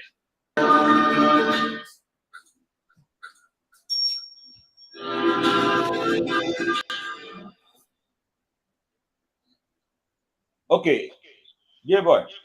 Yes. Yeah, this news came out yesterday, and it's you know, I don't know what to make of it, but I just said that today we will have a brush at it briefly. I don't know what is going on with Labour Party in Enugu State, but it seems that the chaos is not having a clear ending right now with this particular party. After having an internal issue themselves, now the 14 political parties in Enugu State are alleging them of trying to manipulate or tamper with beavers. The court actually allowed them to inspect. The inspection in this regard is just to be able to oversee exactly what went wrong or what went right with beavers. But eventually, the other parties find out that Labour Party brought somebody, a so-called expert, who is going to actually put his finger through the brains of beavers. What that is going to achieve, I don't know. So, I just want us to have a brush of this. J-Boy, can you start us off on this? Before we proceed, I think laborers are bereft of ideas. As we have seen them, they are just a political party full of gangsters that are they are desperate just to grab power, like usual most Nigerian politicians. They are not different. People that are seeing them as a messiah, they are people that are delusioned, not people that have understanding of how things should be. Let's now go to the issues we have at time. Now talks about the issue of beavers. Beaver can never determine the electoral victory of anybody. Let me tell you the facts. The case of Adeleke versus APC Oyetola has proven that Beaver's record cannot determine the who will be winner. But when you follow that case critically, in tribunal, the tribunal gave the judgment to Oyetola that the record in Beavers is being manipulated. He gave what you call it, I think Adeleke half did not support the dual suppression, and at the end of the day, Oyetola was declared the winner. And Adeleke went to appeal. The appeal said no. They went to Supreme Court. The Supreme Court still affirmed what? Decision of the appeal court. And that one has nullified the ideas of beavers determine who won election in this country. I don't know why they are still struggling with that. Because the other day I called my friend who's a leading lawyer to Tinubu in this current case. My guy is working Oladekpekunshimbal, and those and he's one of those that are working on that case. He was giving all this clearly that even the case of Adele case won in court is a victory for APC. The ideas of trampling with beavers is not a case that the labor should be, and that's why the APC don't have worry. They are not worried about Labour Party case in court. Let me tell you the fact, because they know it's just exercise in futility, because there's nothing in his prayer that is substantial enough to nullify Tinubu victory. That's one thing that's very germane there. Let me tell you today. And on that basis, the Labour need to be more political in their approach. They need to go and learn the trade of politics. A lot of things they need to get themselves entrenched with, and they can able to be relevant politically. You don't need to go by desperation for you to be relevant, for you to able to make your impact in the society where you are. And that's actually this a rascality on the part of Labour. Is a call for cautioning on their part, not to plunge Nigeria into on crisis. They are not the first they are not the first political party in Nigeria. Look at what's happening at the federal level. They came third, and they are behaving as if they are the one that came second to challenge Tinubu.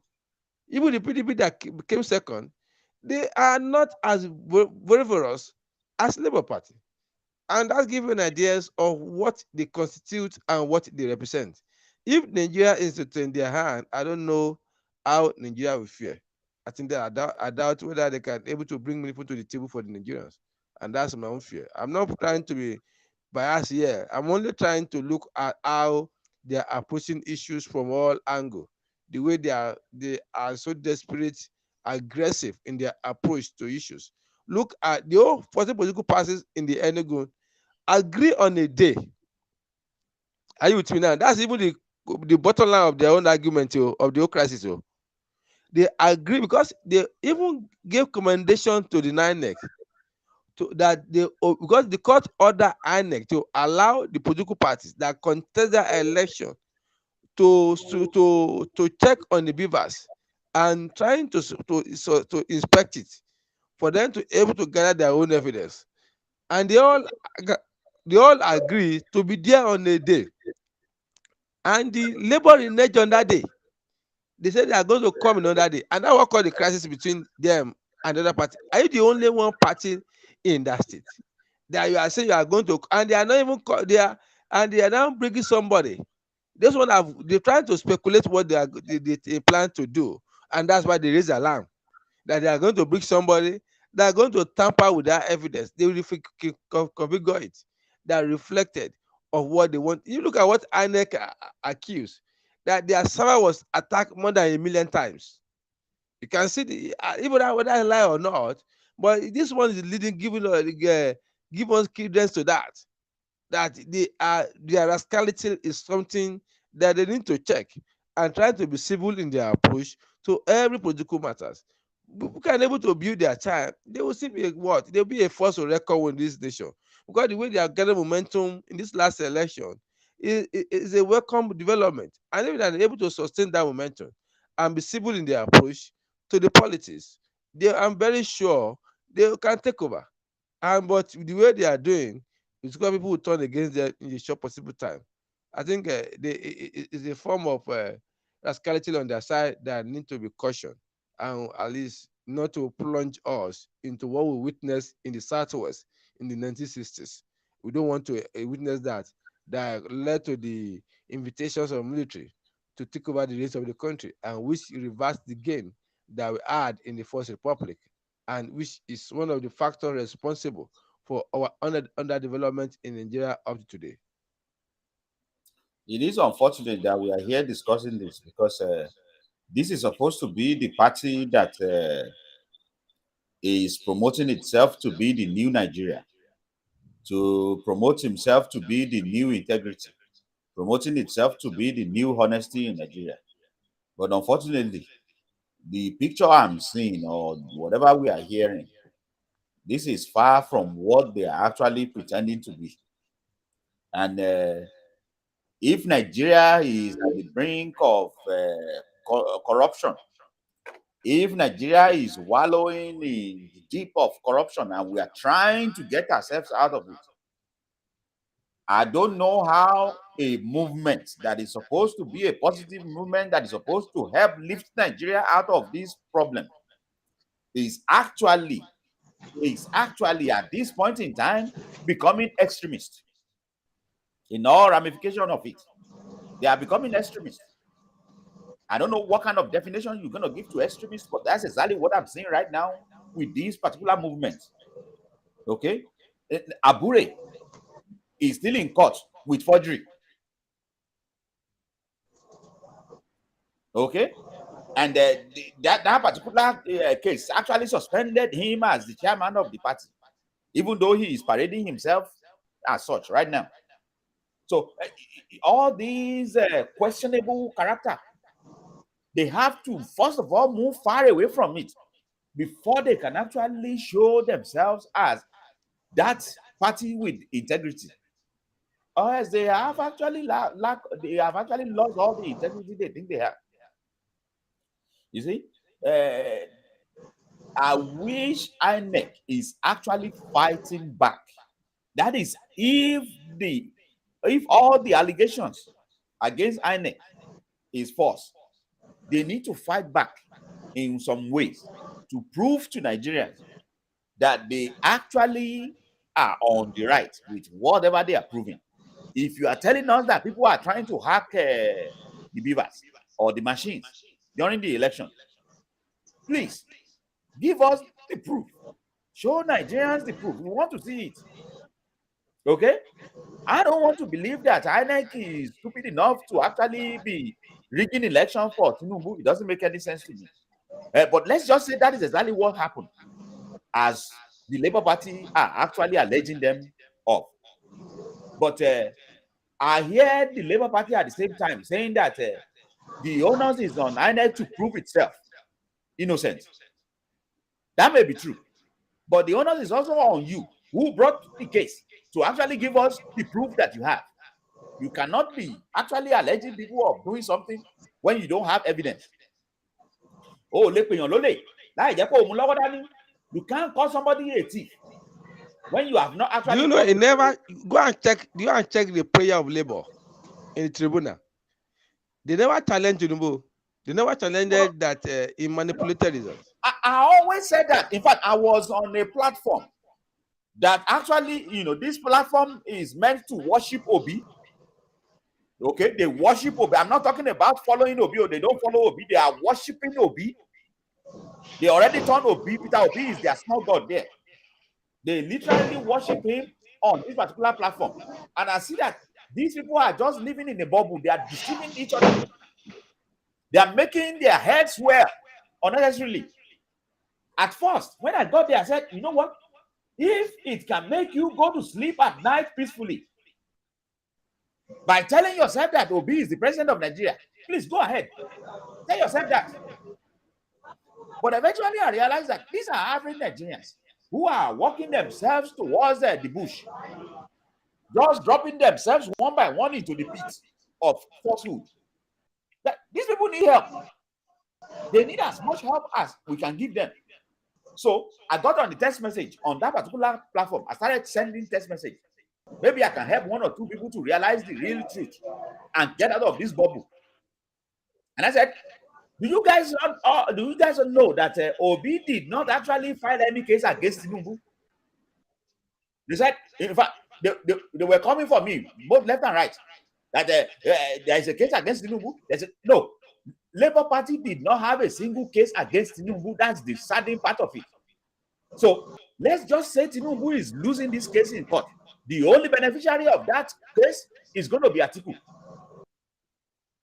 Because they were arguing back and forth about the 25% issue in Abuja. Let's just say the court now agrees. Let's say the court agrees that the 25% of Abuja must be won by any president. That means Tinubu is going to be disqualified. But if that happens, Labour Party is not going to be the beneficiary of that particular case because they did not file that case. It was Atiku who filed that case against Tinubu in Abuja. So in this particular case scenario, Labour Party is just the onlooker in the court. And yet, their supporters, their followers, they are the loudest online, thinking that they have a case in court. Of course, they don't. Unfortunately. And their leaders are not telling them this. You see Abure during the week, and in conjunction with Obi himself, parading narratives that there is going to be a rerun of election. They continue to egg them on, instead of actually coming out and tell them, look, we don't have anything in court, and there's no assurance that we're winning anything. You will not do that, though. They won't do that. They continue to egg these people on, and just like food that is going to a slaughter, they keep following. Do you know one thing about Nigerian politics? Let me tell you one thing, and that's what politicians have understood, and that's why they always exploit that to able to have their way all the time. By the time people they knew that they are even wrong, but they always find the way of trying to brainwash people to subscribe to their own argument, and they throw a lot of things to substantiate that ethnic, religious, and all these parochial sentiments that does not have any capacity to add value to the life of people. And that's what they always do all the time. And by the time they do that, people trying to fall flat for it. Look, what is obesity trying to talk about? What are they running after him? Because they believe that it's a East agenda, that East has not been in the ends of our affairs and they are always supposed to be there. And that's why. Not because they believe Obi can transform the nation. If Paraventure has that capacity, why can't he transform Anambra? Why Anambra is still in economical doldrum in spite of the billionaires that came out from that state? Because only Inewi alone has more than 12 billionaires. If they can able to parade such wealthy people, why the Anambra is still in what? In the economic quagmire. And that's why they knew what the president knew what they are doing. They know how to get to the mind of the people and manipulate their mind just to ensure that they have their way through them. And that's exactly what Obi is also doing too. Is also trying to employ that tricks to all these so-called the obedient that are not as being critical as supposed to be. I think I remember somebody, one of this comedian, he said it will be in court for the next 8 years. Everybody laugh at that comedy show. And the man said the obvious. Because when you look at all the prayers he made, like I've given you one the other time, talks about the issue of beavers. Now another one is talking about the issue of forfeiture of money. And it was never a party to that to that case. It was the decision of the state to forfeit that amount of money. And it was not convicted. Even Paraventure is convicted. It's almost 30 years ago. And Nigerians say it's 10 years grace. After 10 years, you are free. And unfortunately, he was not convicted for that. And these are the issues they have been raising just to nail him. He talks about the 25%. Where's the constitution that says that? Abuja is a state, is equivalent to a state. And that's why by the time they want to give anything to every state, they also recognize him as a state too. He enjoys state status, but his own what might not be as indigenous as others. But they also accord him that state status of being a ward on his own. And that's why they also have their own House of Representative, they also have their own senators. But they are being appointed minister to supervise the place. And that's only difference. That means what? What's applicable to Lagos State is what's applicable to Abuja State. And these are the issues that a lot of sound legal luminaries have established. The issue of all this, that's why their desperation is what has now come to play in Enugu State again now, whereby they are desperate to ensure that they unseat the government in that place. Even to do it lawfully, do it in a very civil manner that will not cause crisis within your state. Because what matters most is the interest of your state, not the interest of individual. Individual will come and gone. The state will remain forever. You don't have more than other people. You are the state belongs to everybody. And that's why your conduct must be within the framework of the acceptable. Your conduct must be within the acceptable framework of the law. You must not go beyond that, not to launch the state into a state of chaos that can destabilize the place and make life unbearable for the people. I think the labor need to be cautious and people need to be educated on the activities and call them to others for us to have a nation that is characterized with what? Tranquility, peace, and order. I think that's my own for today. Hello, Thank you for your hello. submission. Go ahead, Mayor, go ahead, go ahead. I want to ask a question, and I want Professor J Boy to now. We decided to use this as a machine to rig, just to curb rigging of election, and for the citizen to believe in the process and the result outcome of everything. So now can we still say in the next coming years, by the time we want to conduct general election, can we still say these beavers can be used and the result will be something that we can all say it has no um element of rigging? Or does that mean that this beavers machine is a no-go area when next we want to conduct general election?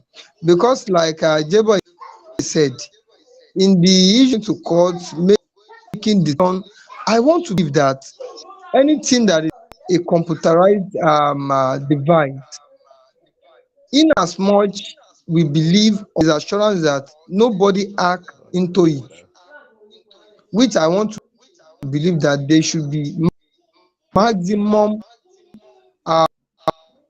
protection against hacker election, because the preparation of, so can we still trust the machine that is introduced all in the name of they want to curb rigging? But what is happening now is something that is not even, because at the end of using this machine, case or the issue still before we can say, oh, this person is truly a president or whatever. So what reaction to this particular question?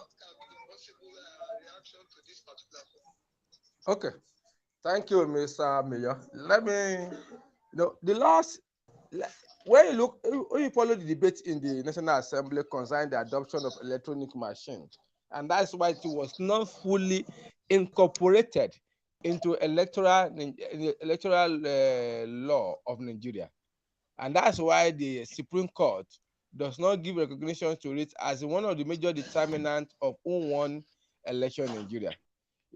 Because one, based on the argument raised by the member of the National Assembly, then the number one is not everywhere that is covered in every part of this world. When a lot of areas no network. One, two, two, most areas, the people that are voting, most of them are Please, illiterate. J-boy, louder, please, louder, please.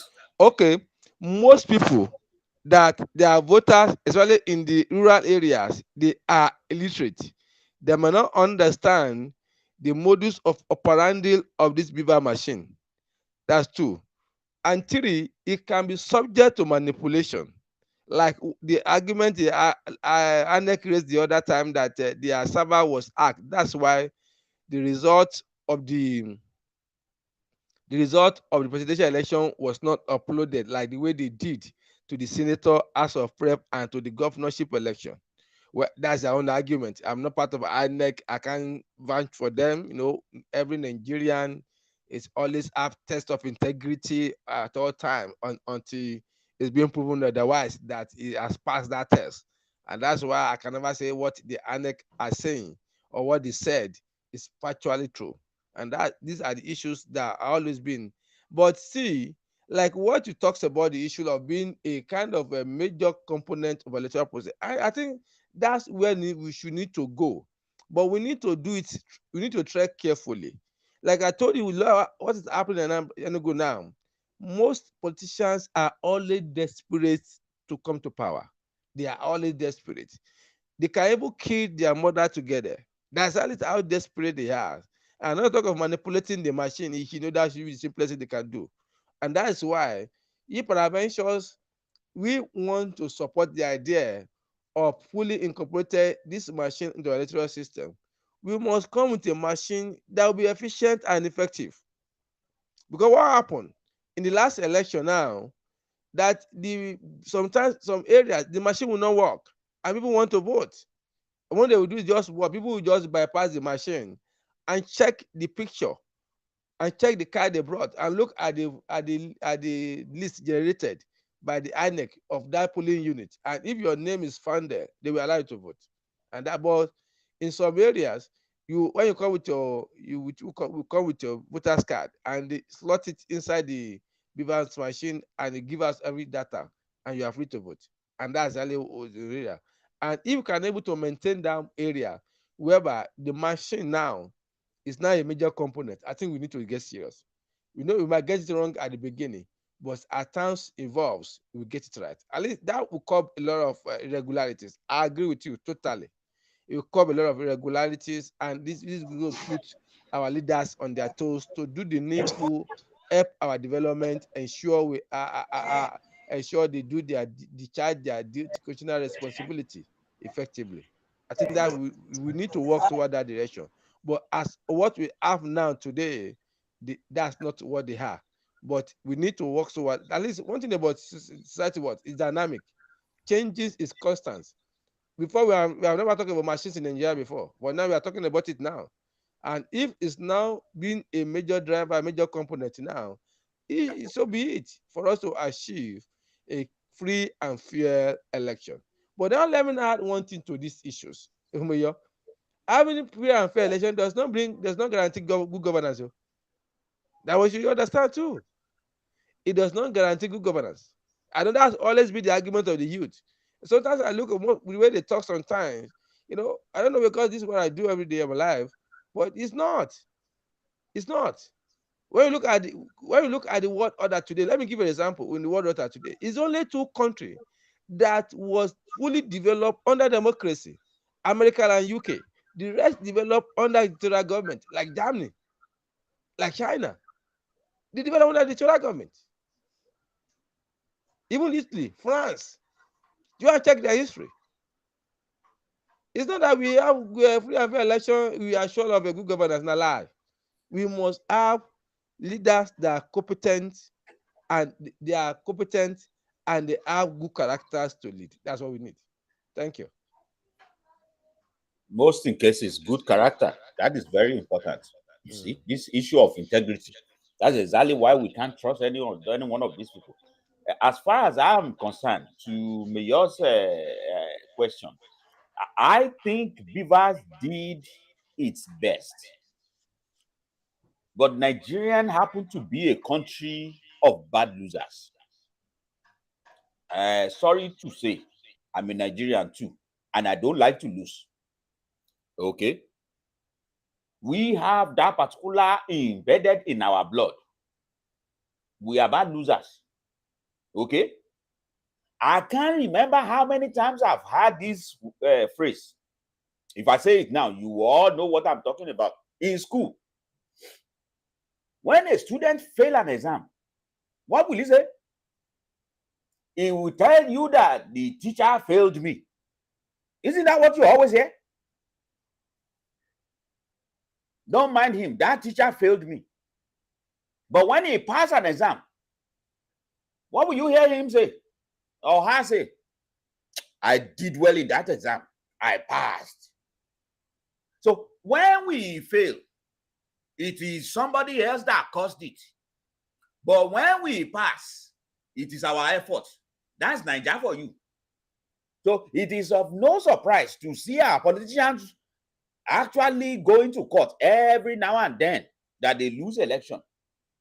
It is as if we don't believe there is an idea of loss. It is as if an average Nigerian don't actually know that losing is an existing word in the dictionary. Yes, election in Nigeria is not perfect.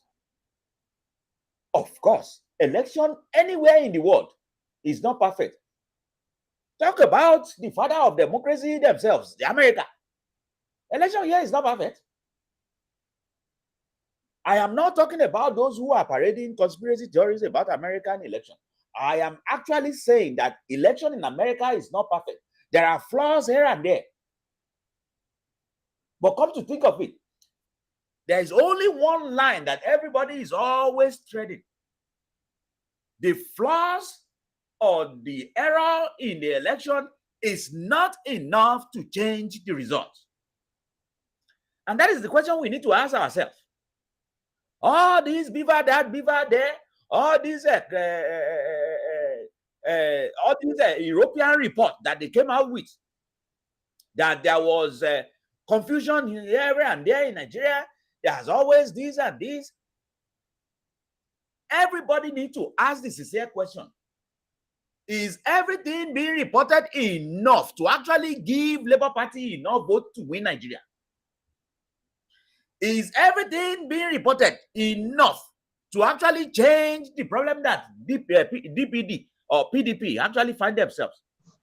Or are we saying that all the reported errors and fraud and crime and all these chaos out there that is being reported is enough to have make Tinubu a president, or to have changed the result?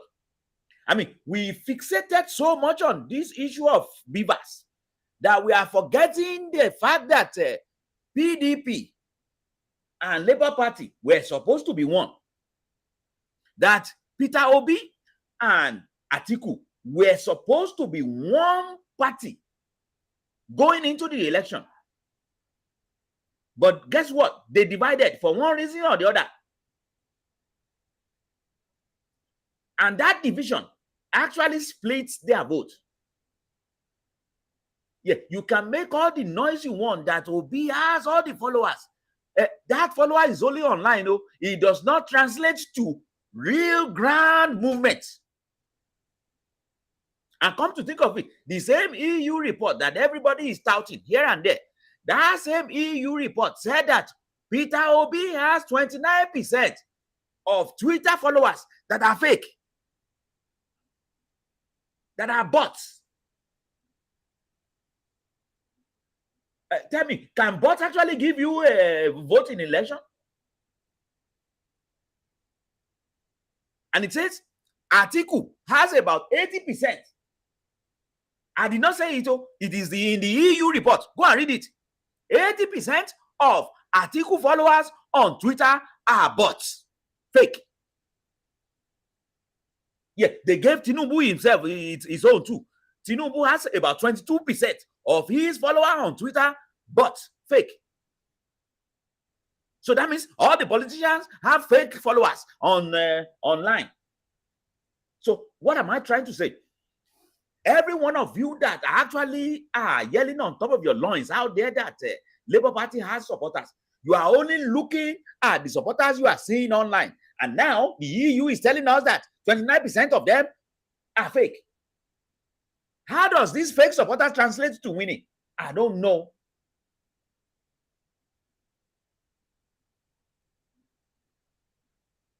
And yet you are telling yourself that Obi actually won the election because he won 95% and 97% in the East. That translates that all Yorubas voted for Peter Obi and all Hausas for that matter, voted for Obi. As far as I'm concerned, Nigeria today, Hausa are not there yet. They are not there yet. I don't care what kind of deception you are telling yourself. The Northerners are not there yet as far as voting for the East. They're not. I don't think their trust in Igbos have grown to that much extent. Maybe tomorrow we will find ourselves there, but the Northerners are not there yet. So tell me how you are going to win Nigeria with votes in the East. How is that possible? Of course, it's self-deception. And come to think of it, Charlie Boy, a 70-year-old man or 73-year-old man calling himself boy, is now in the forefront of this movement, constituting nuisance everywhere, calling for people to burn down Nigeria. A 73-year-old man that is supposed to be the youth. A 73-year-old man that already bought a ticket, already packed his load, that we don't know. Maybe tomorrow or next tomorrow, he is already bought a ticket to the train station that is flying him to the next stage of life. That man, he is at the forefront of the youth movement, calling for Nigeria to burn down. Trying to burn Nigeria down for his children and his children to come, when he is already passing out too.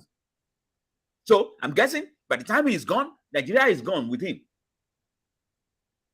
Are you kidding me? Where did we get these old people from? Why can't we just gather them together and take them to nursing home?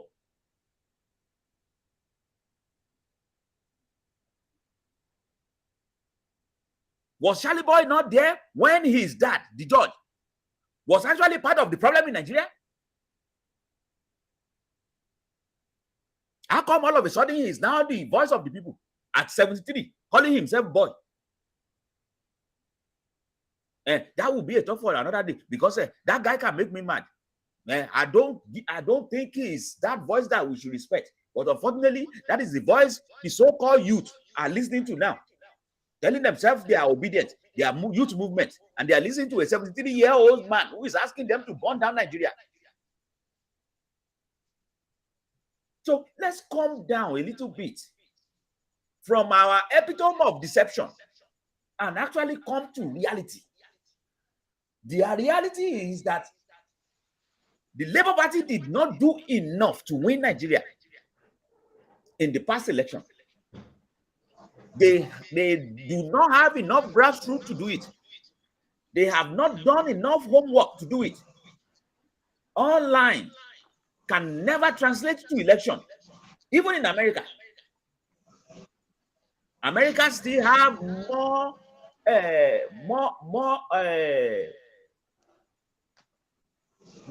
activity online than anywhere in the world, and yet online will not translate to election or vote for Trump.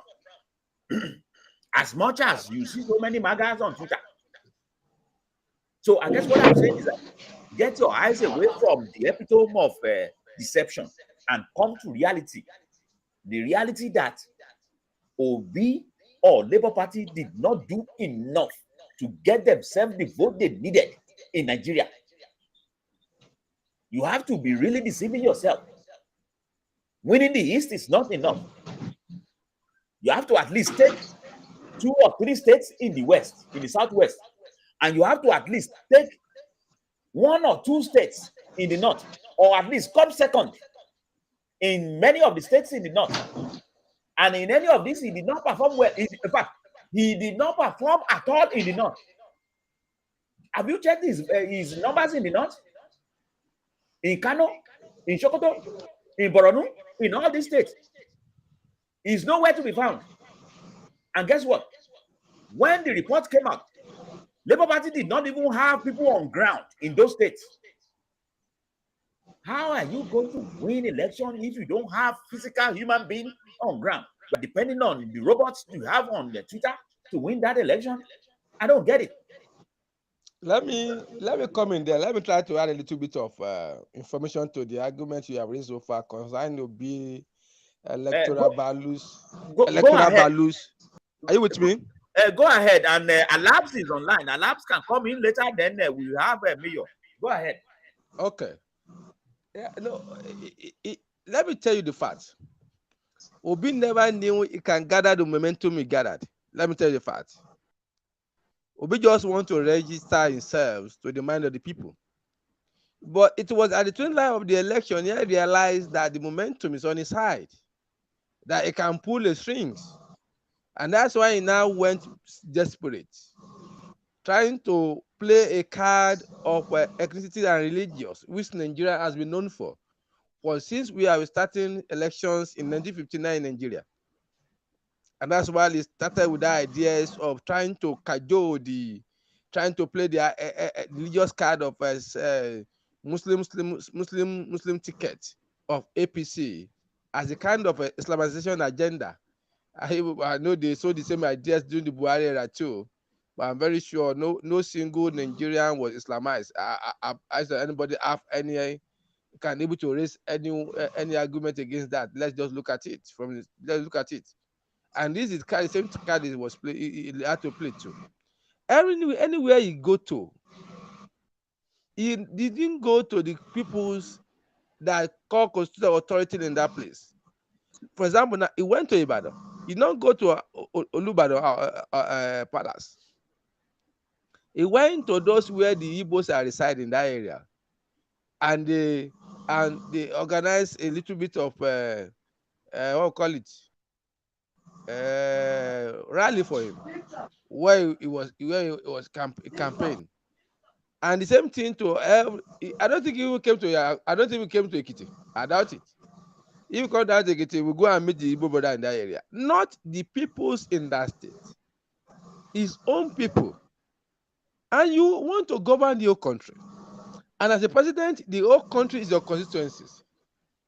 And you are going about trying to use divisions to able to use as a platform to launch yourself to that top seat. I don't think Paraventure, if Paraventures win the election, Nigeria will have been boiling now. I'm very sure of that one. I am darling sure of that. Because the tactics he used is very dangerous. It reminds me of tactics that happened in 1959. And that's it. And which nearly collapsed the first government then until the what we call it, the colonial master came in to trying to settle the rift between the north and the south and the west and the east, will led to the coalition government between the east and the north. Because even the north then preferred the west, but the west said they are not. Because even the east then they betrayed the west because the west toasted the east. Let's come together to form government. But because they not threatening them that if they should form government, they are going to pull out of Nigeria, and the west and the east renege on that, and went to go and pitch their tent with the north. Unfortunately, the marriage did not go beyond three years. Everything went sour. But that's over on that day. But my argument, Obi never had that plan that is going to win the election. But it was just a twin line of that election that I now realized that he has momentum on his side. He can swing to victory for him. And that's why he now go desperate. And that did what we did. That means the state where he has a representative, a well-organized structure, except that means that state. When you discover that most of the people that voted, most area where he won is mostly of a cosmopolitan environment where we have youth at high number. Anywhere we have any community, you only have the youth on the high side. You go down to Lagos, you go down to Abuja, you talk all those environments. Those are the areas where it was able to hold sway, and the east where it came from, where the issue of idea of Igbo presidencies like have already gained momentum, and that's are the issues and that strategy he was able to deploy. But PDP was a former formidable party, and that's why they even got out the more votes than him. And you can see they knew that where their force came from. Division that engulfed the party, the crisis that engulfed the party is one that caused them that election. They knew that. And that's why they are not going about the way he was going about it. What they're now planning is the next election, how to they are now starting preparing for the next election. You see them, they are not even talking too much. What they are doing is what? Thinking of how to, you can see about all the governors met last week, and they are trying to re-strategize on how to build the party again to bounce back to winning ways. They started preparing, but all this one are still going up and down, lamenting. They are still opening the lamentation chapters in the Bible. I don't know whether there's anyone, but I do with they are still opening the book of Lamentations in their own book, not in the Bible, and that's the reason. And these are the issues the Labour Party need to come of age. They need to learn the tricks of politics in Nigeria for them to be reckoned with, and they can able to make a form of a formidable force where they can able to compete with established APC and PDP. And that's my submission. Obi is not going the right direction. He does not have what it takes to able to compete now. You need to build his time and try to build the momentum for him to able to remain relevant until he can able to take on hold of Nigerian power. Thank you for your submission. Thank you for your submission. And the way he's going about it is not helpful. One of our, I wish he's here today. One of our contributors in the past, Don, is, I've told him earlier, I said that the way Obi is going about it, if he doesn't change his course, he's only ruining his chances in the future, unfortunately. Because the more these obedients are doing what they are doing right now, the more they are making themselves to look like miscreants and disruptors and agitators and these thuggish behavior, it's not going to help Obi at the long run.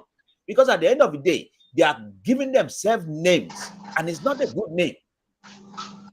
Unfortunately, it's not a good name. They always think they are the majority. And unfortunately, the statistics doesn't even prove that they are the majority. So what is going to happen now? If this group continue to become nuisance like they are doing, they are only labeling themselves in a negative manner. And the more they put this label on themselves, more Nigeria will become aware of what is going on. And these are the regular voters we are talking about. And when they associate this nonsensical idea with Obi, tell me what is going to be his chances in the next election? Because either he likes it or not, he need to settle with the idea that he lost this election. Okay? If we are going to have any conversation, the conversation should be about Atiku, not Obi. I'm not going to live in that kind of dreamland. Okay? I'm not going to live in that dreamland of believing that Obi has any chance at all. No. If we are going to discuss any one of them that may have chance of actually wrestling this particular administration away from Tinubu, that will be Atiku, not Obi. So the man need to actually use the fame he already got from this last election. He needs to be able to protect it well. And protecting it well will not work for him if he continues to egg on his supporters with deceptions. If he continues to deceive them with these lies, it's not going to work for him. Okay?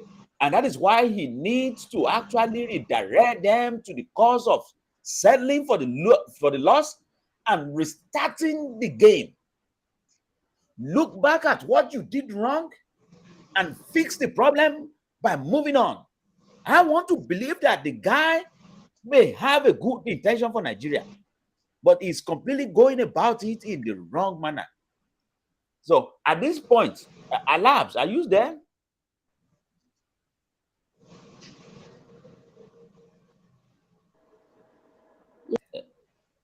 I don't know. Alabs, are you there?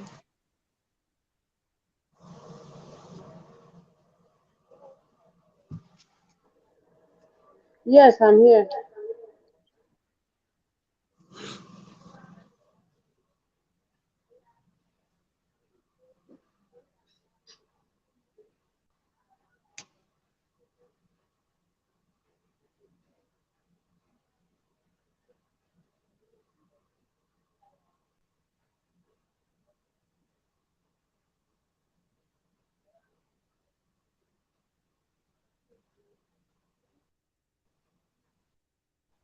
You can go ahead and give your submission to the issue of the day.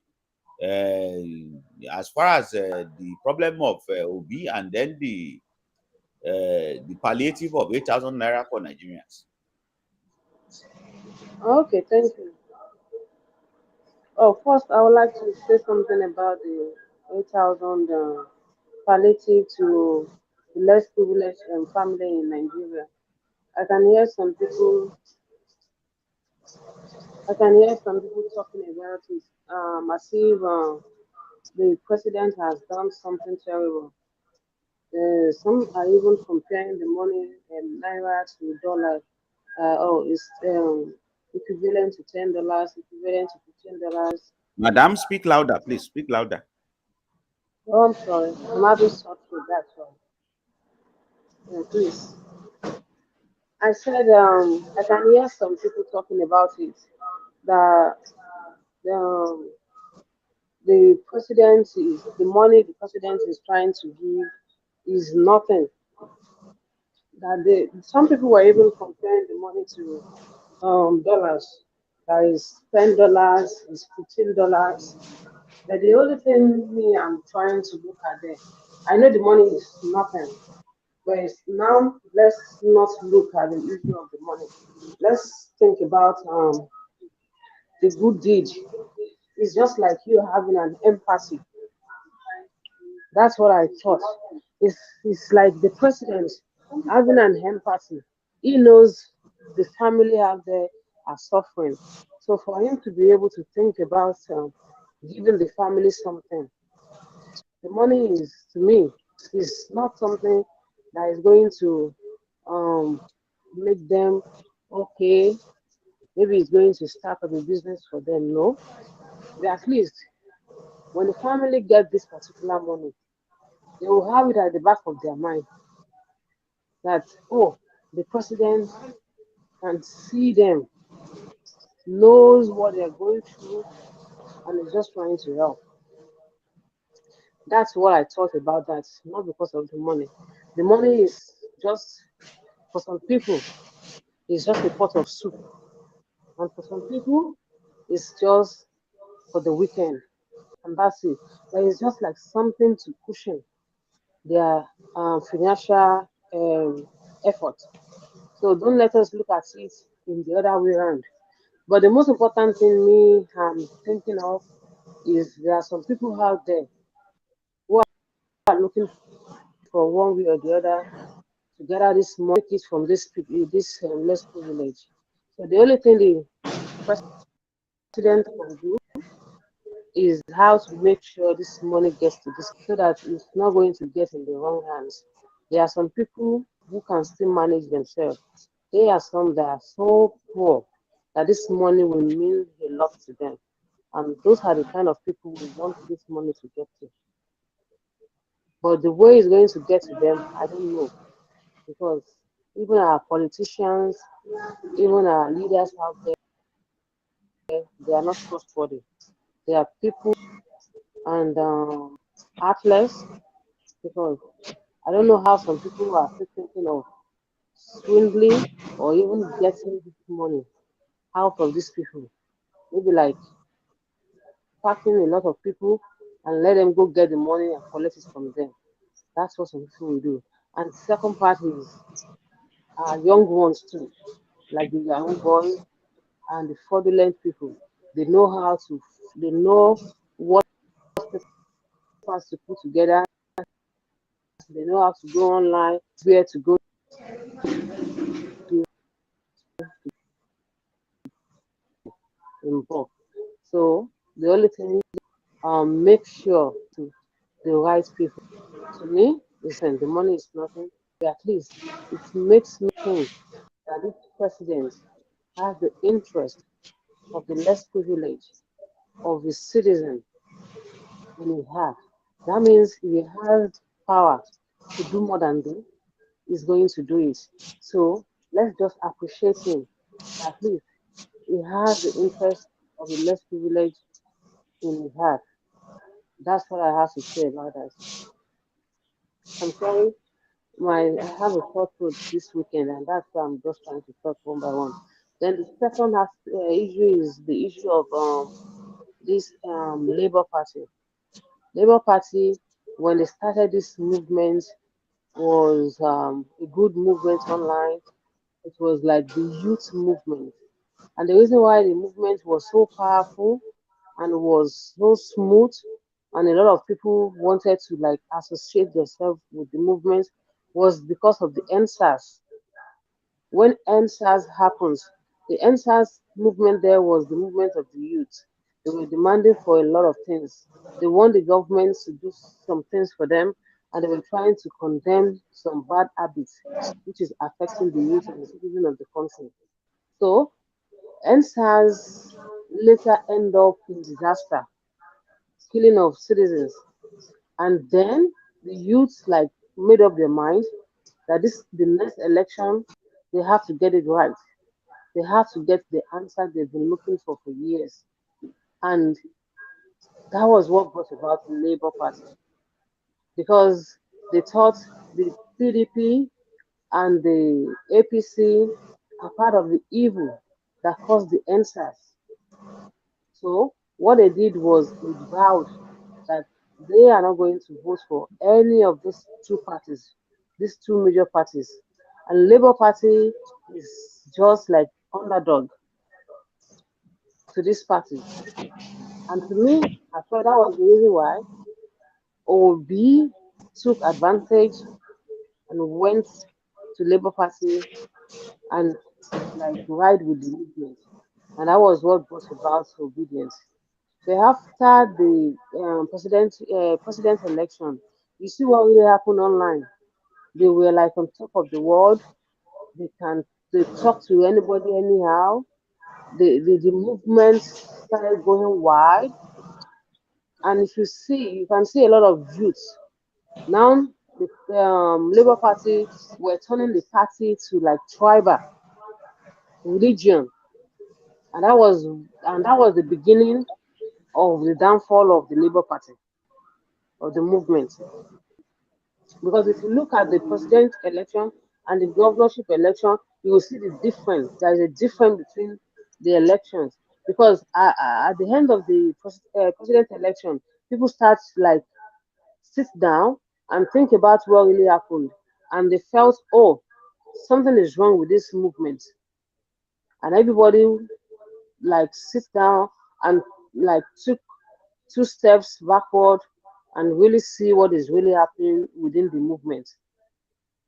And some just like start back. They didn't come out for the governor election. Some people that came out, they voted for whom they said they are not going to vote for because of what the movement has become. The movement has now becoming like toxic. It's like a toxic movement. A lot of hoodlums started joining. If you even a respectable person in the community, you're trying to like say something viable or trying to say something, just bring their attention to something they are doing which is not supposed to be. They will come after the person, they will drag the person online, like I passed my neighbor. And that was how the movement started losing it. That was how it started losing it. And when it becomes tribal, then a lot of other tribes started like drawing back and just leave it alone for the Igbos. If you look at Labour Party today, Labour Party is mainly for the Igbos now. The outside tribal that were there, look at the what is it called? The main people that are founders of the Labour Party, the Papa and Co. You can see now that is now like two fractions in the Labour Party because the Igbos are trying to take over. Why the ones that started the party are still standing firm that no, it's not possible. So the party is now, to me, I think they need to go back inside and have a rethink of what is going to become of this party at the end of this judicial court and everything. Because I know the judicial system release the results of everything they've been doing, and if it doesn't favor them, let them forget about it. That's it. That's it. People are tired of them. They are losing followers every single day. There are lots of people that campaign and voted for Obi. Today, if you go online and go and look at them online, a lot of them are regretting. Some even talk and say, are even saying if they have known, they won't even go near the movement because the movement now is like uh, the movement like is like a court. Toxic. It's like yeah, the movement is toxic.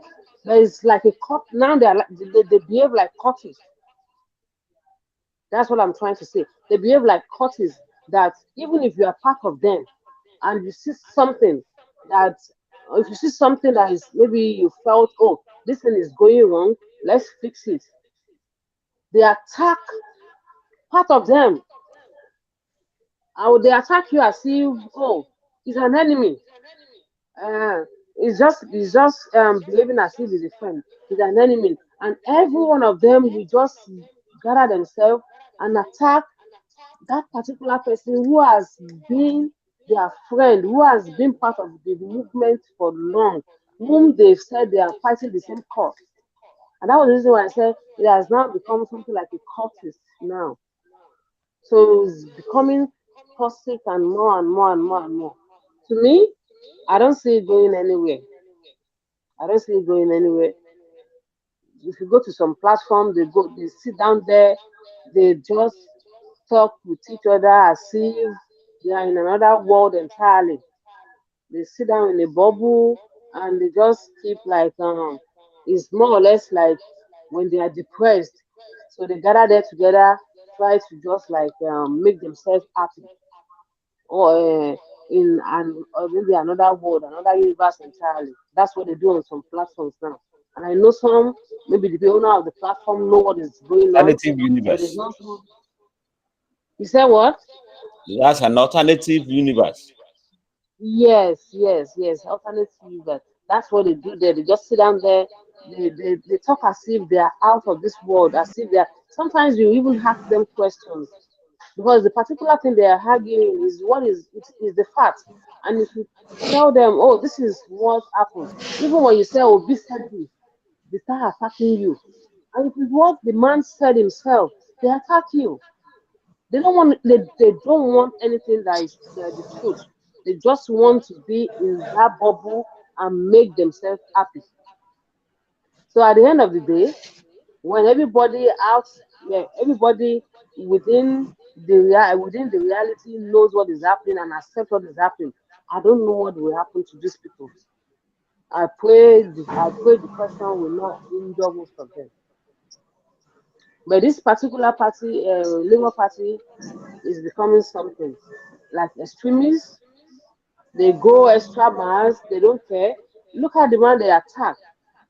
Is he in Abuja or where? That particular man they thought he was, and he was the wrong person. Look at the way they injured the man with blood on his body. It's a Labour Party. They did that to that man. Look at what they did to Papa, one of them. So if you are me to me, I've never seen any party in Nigeria behave like that before. Even the big parties. Want to talk of you underdog party that you want to turn everything upside down. So everybody will run away from you. Only if they can rethink and make sure they go inside and have a meeting and make sure they have maybe like withdraw the system, withdraw everything. But if they do that, they will lose some of their followers too, because some of the people are following them because of the extremists. That's what some people are. If you go online, they are the ones there, the fake bloggers. There is nothing they won't say. They will proclaim death on some on people. They will tell you what is not. They will lie. It's the Labour Party, it's the Labour Party movement, it's the obedient movement. They are the ones doing that. You will never see other parties doing the same thing. And they will be the one claiming victim.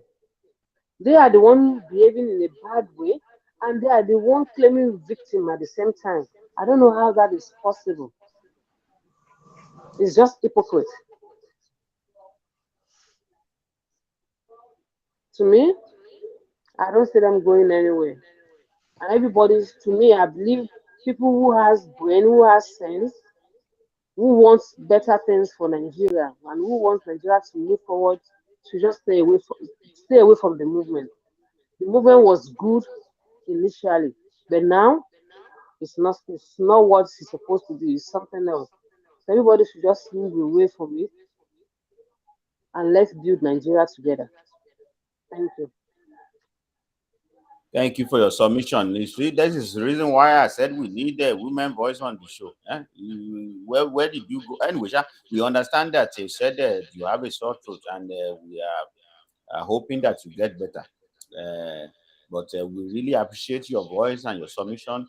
It's been very, very, very important to hear that. And in order to conclude, Mayor and Mayor and J-Boy, are you there, Mayor? Mayor, anyway, J-Boy, make your final submission, okay? Okay. Thank you for usually having me on the show. It's always my pleasure. It's always my wish to always be here because these are issues that makes me happy because we are all stakeholders in the project of Nigeria. And there's a need for us to have constant engagement and constant conversations on how to move Nigeria forward. Like we started from issue of palliative. I think there's nothing bad when government give palliative. It's everywhere in the world, government does that to cushion any form of hardship the citizens is going through, because one of the major functions of government is to provide a platform, a means to stimulate the happiness of the citizen. That's number one goal of every government. And if government deem it fit that they need to dole out handout to citizens just to help them to cushion the fare to increase their purchasing power, there's nothing bad about it. But the idea is, how sure are they to get to the hand of people they are targeting? I think these are the questions they need to provide an answer to, and how they are going to do that, how they are going to realize. But in my own view, there are two things government must do to trigger what we call economic revolutions in these countries. One, support the modular refineries people. I think we have 24 in Nigeria now. I think 24 or 21. You need to support them with finances, with technologies to able to come on stream. If they can able to come on stream, they are going to do a lot of things for us. One, they are going to generate employment. Two, they are going to generate tasks for the government. Three, they are going to ensure we don't have pressure on our forest. Four, they are going to produce enough fuel for us to consume in this nation. That means the idea of fuel scarcity in Nigeria is gone and gone forever. I think that's one. Number two, the energy sectors, the light. Government need to ensure every homes have what we call prepaid meter. When we have prepaid meter, there will be no room for energy theft. And when there's no room for energy theft, the collection rate of the disco is going to be high. And when the disco's collection rate is very high, they were able to pay their debt back to the Genco, who is selling the energy to them. You can see the cycle now. And if this thing is done, the Genco want to sell more. It will need to increase the generation capacity. And that means what? We are going to have more light. I think these are the areas the government need to focus on now. And the third, which lastly, to ensure all our road is in good state condition. I think with this, Nigeria is onward on the path of progress and prosperity. I hope God will give Tinubu the strength to able to do the needful to reverse the economic waywardness Nigeria have been plunged to the last couple of years. We can able to be on the path of prosperity for all Nigerians, every part of the world where we are. I'm not guessing the palliative, but the government need to do it and let the people that are targeting be what receive their palliative. God bless Nigerian. God bless Okuti Television. And God bless you, Mr. Frank, Sir Blue. By the grace of God, Okuton, in the next 2 or 3 months, is going to be ranked among the delighted cream of TV in the world, by the grace of God. Thank you. Bye. Have a sweet night. Thank you very much, J Boy. Uh, Mayor, are you still there? Mayor, are you there? Mayor,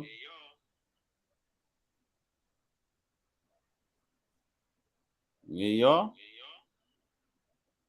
Okay. I don't think he's close to his phone. On the final note, what I will say personally is, and thank you very much. First of all, thank you very much, everybody that has been listening, and thank you everybody that has contributed. Thank you everybody that have used our barcode to scan and give us gifts. Uh, and thank you everybody that sent messages. Unfortunately, today we cannot screen your message. I will make sure that on the next show we find solution to that, because I like your messages to be going on screen so that everybody can see what you are saying. And thanks to all followers and subscribers, both on YouTube and on Facebook and on TikTok too. Unfortunately, we cannot connect with TikTok today. But I will say thank you very much up until this moment that you have moved us. We believe that we can do much good together by making our voice come louder, you know. And you will be surprised how many people are actually listening. You will be surprised the caliber of people that are actually listening. Okay, one way or the other, our messages is getting across, and they are listening. Uh, we will be seeing changes very soon. But all we need to do is keep speaking out. Keep speaking out. There's no moment to keep your mouth shut because Nigeria issue has gone beyond you not talking. Please keep coming over to our show every Saturday on this state of affairs and make your mind known on different issues that are coming up. And on TikTok, you can meet us on a daily basis with a J Boy Forum that is actually analyzing different things as they are coming up on a daily basis. But On the state Saturday, of on Monday, affairs, we are talking about state of agriculture in Nigeria on Monday.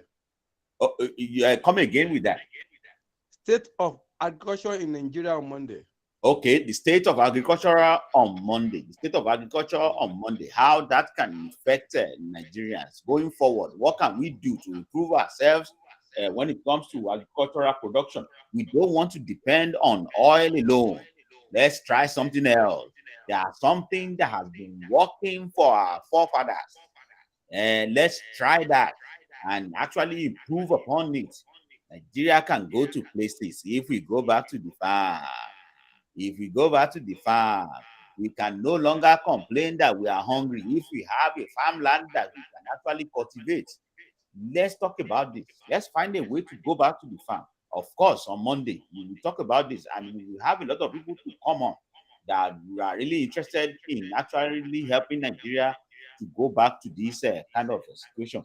Uh, as I was saying, meet us every day on TikTok. We will try as much as possible to come on starting from 1:30 New York time, and that will be 6:30 Nigerian time. Meet J Boy on his forum. Salah Blue will be there, and we are expecting that Mayor will also be there. More people are coming in order to join the forum. Please join the forum on a daily basis and give your input. And don't forget, don't mind the fact that this is not mainstream media. Of course, either they like it or not, they will hear us. They will hear us. I will make sure they hear us one way or the other. If somebody says something that is very, very important on my show, I will make sure I promote that particular show so that people will hear. Nigerians will hear what you say. So please come up on the show and give your input. Okay. And we are inviting everybody in diaspora. This is an opportunity for you to make your voice heard. Voice of education, voice of information, voice of facts. Okay, we don't want to continue to support alternative world where people live in the bubble and continue to tell themselves some things like they are patting themselves to go to sleep. You cannot continue to tell yourself some good news that doesn't exist just because you want to have a good night rest. Nigeria is facing some issue that we need to face head on. Don't continue to tell yourself that Tinubu is not your president because we all know that is self-deception. Tinubu was sworn in as president of Nigeria. There's nothing we can do to change that for now. Unless the court says otherwise, Tinubu continues to be the president of Nigeria in current realm. In this particular reality, where the world is where the world has a feeling, where your ears can hear things, your eyes can actually see things. In this reality, Tinubu is the president of Nigeria. If it changes tomorrow, you never know. But for now, Tinubu is the president of Nigeria. Now, going forward,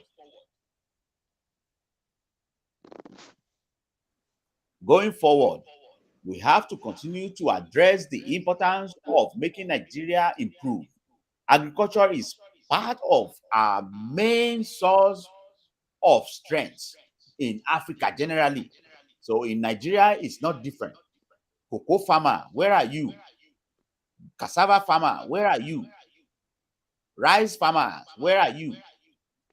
Those who are actually planning to have livestock, where are you? It's time for every one of us to come on board and promote agriculture again in Nigeria. We want to have a new Nigeria, and this new Nigeria is all about growing crops. It's all about promoting livestock. If it is just snail that you want to have in your backyard, let's have a way to continue to promote this. If it is a vegetable that you want to be planting in your backyard, we must do something. Every one of us must plant something. Every one of us must cultivate and introduce ourselves into gardening. Because now we have to start feeding ourselves. We want to grow up in Nigeria. We want to start developing Nigeria in which you don't have to go to market before you feed yourself. All you need to do is go to your backyard and find something and you eat. We want to grow Nigeria in such a way that we will be providing other countries with food, not just be importing foods. Enough of so much importation here and there. It's not improving us. It's not improving us because the more we import, the less value our naira will be. If we want naira to actually improve, we need to actually export more. It's a common sense in economics. You don't have to be a rocket scientist to know that. We have to export more to improve naira, to improve our economy. Okay? And in order to export more, we need to go back to farm and be a manufacturing country. Okay?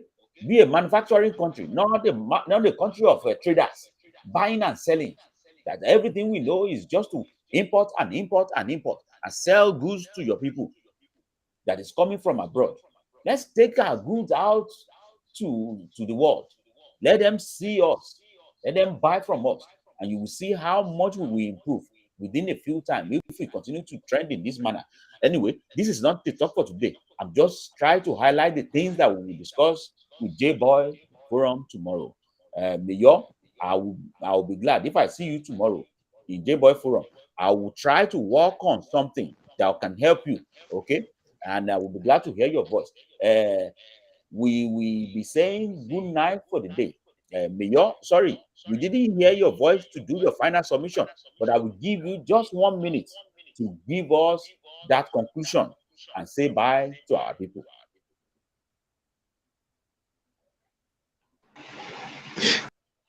Uh, Thank you very much. I will just say this.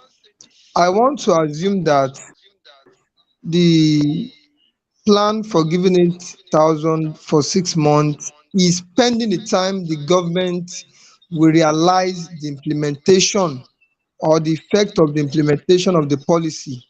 So, and be that as it may, I'll be hoping and also be praying to be part of those that will benefit it because it will somehow do something. So it will do something. And to crown it all, on the issue of this Labour Party stuff, I think I love the way the party came out during the presidential election that was just concluded. What they just need, like you rightly said, is that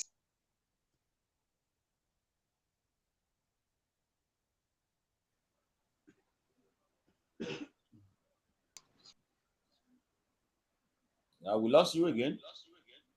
they should just be calm and see next coming think election. I think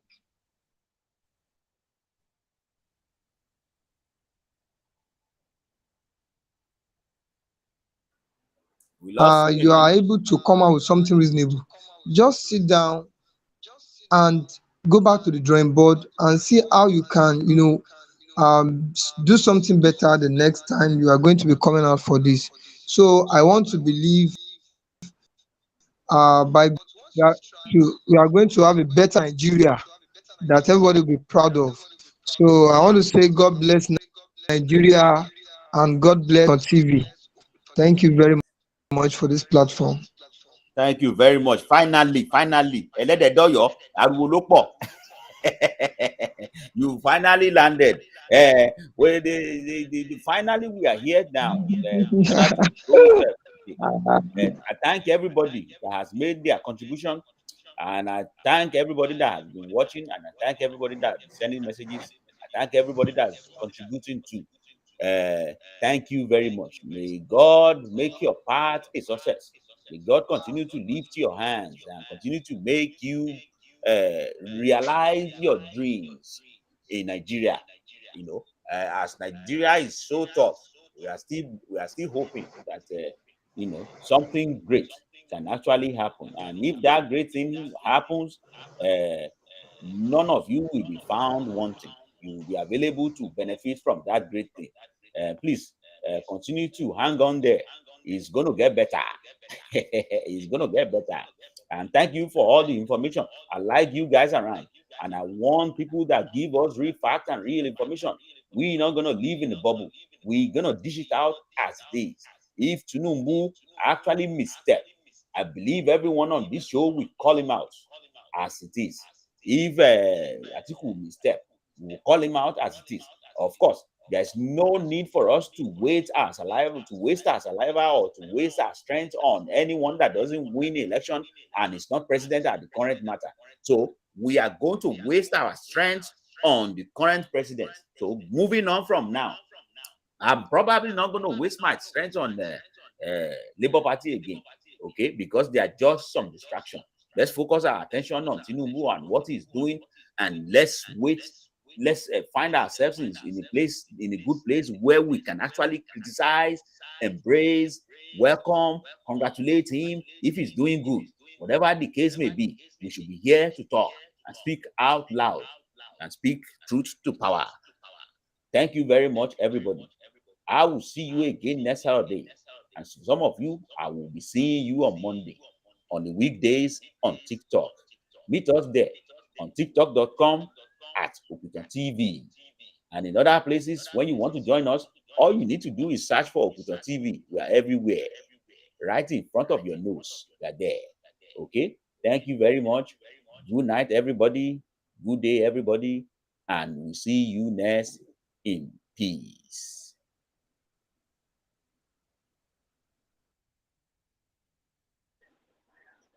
Thank you, sir. Bye.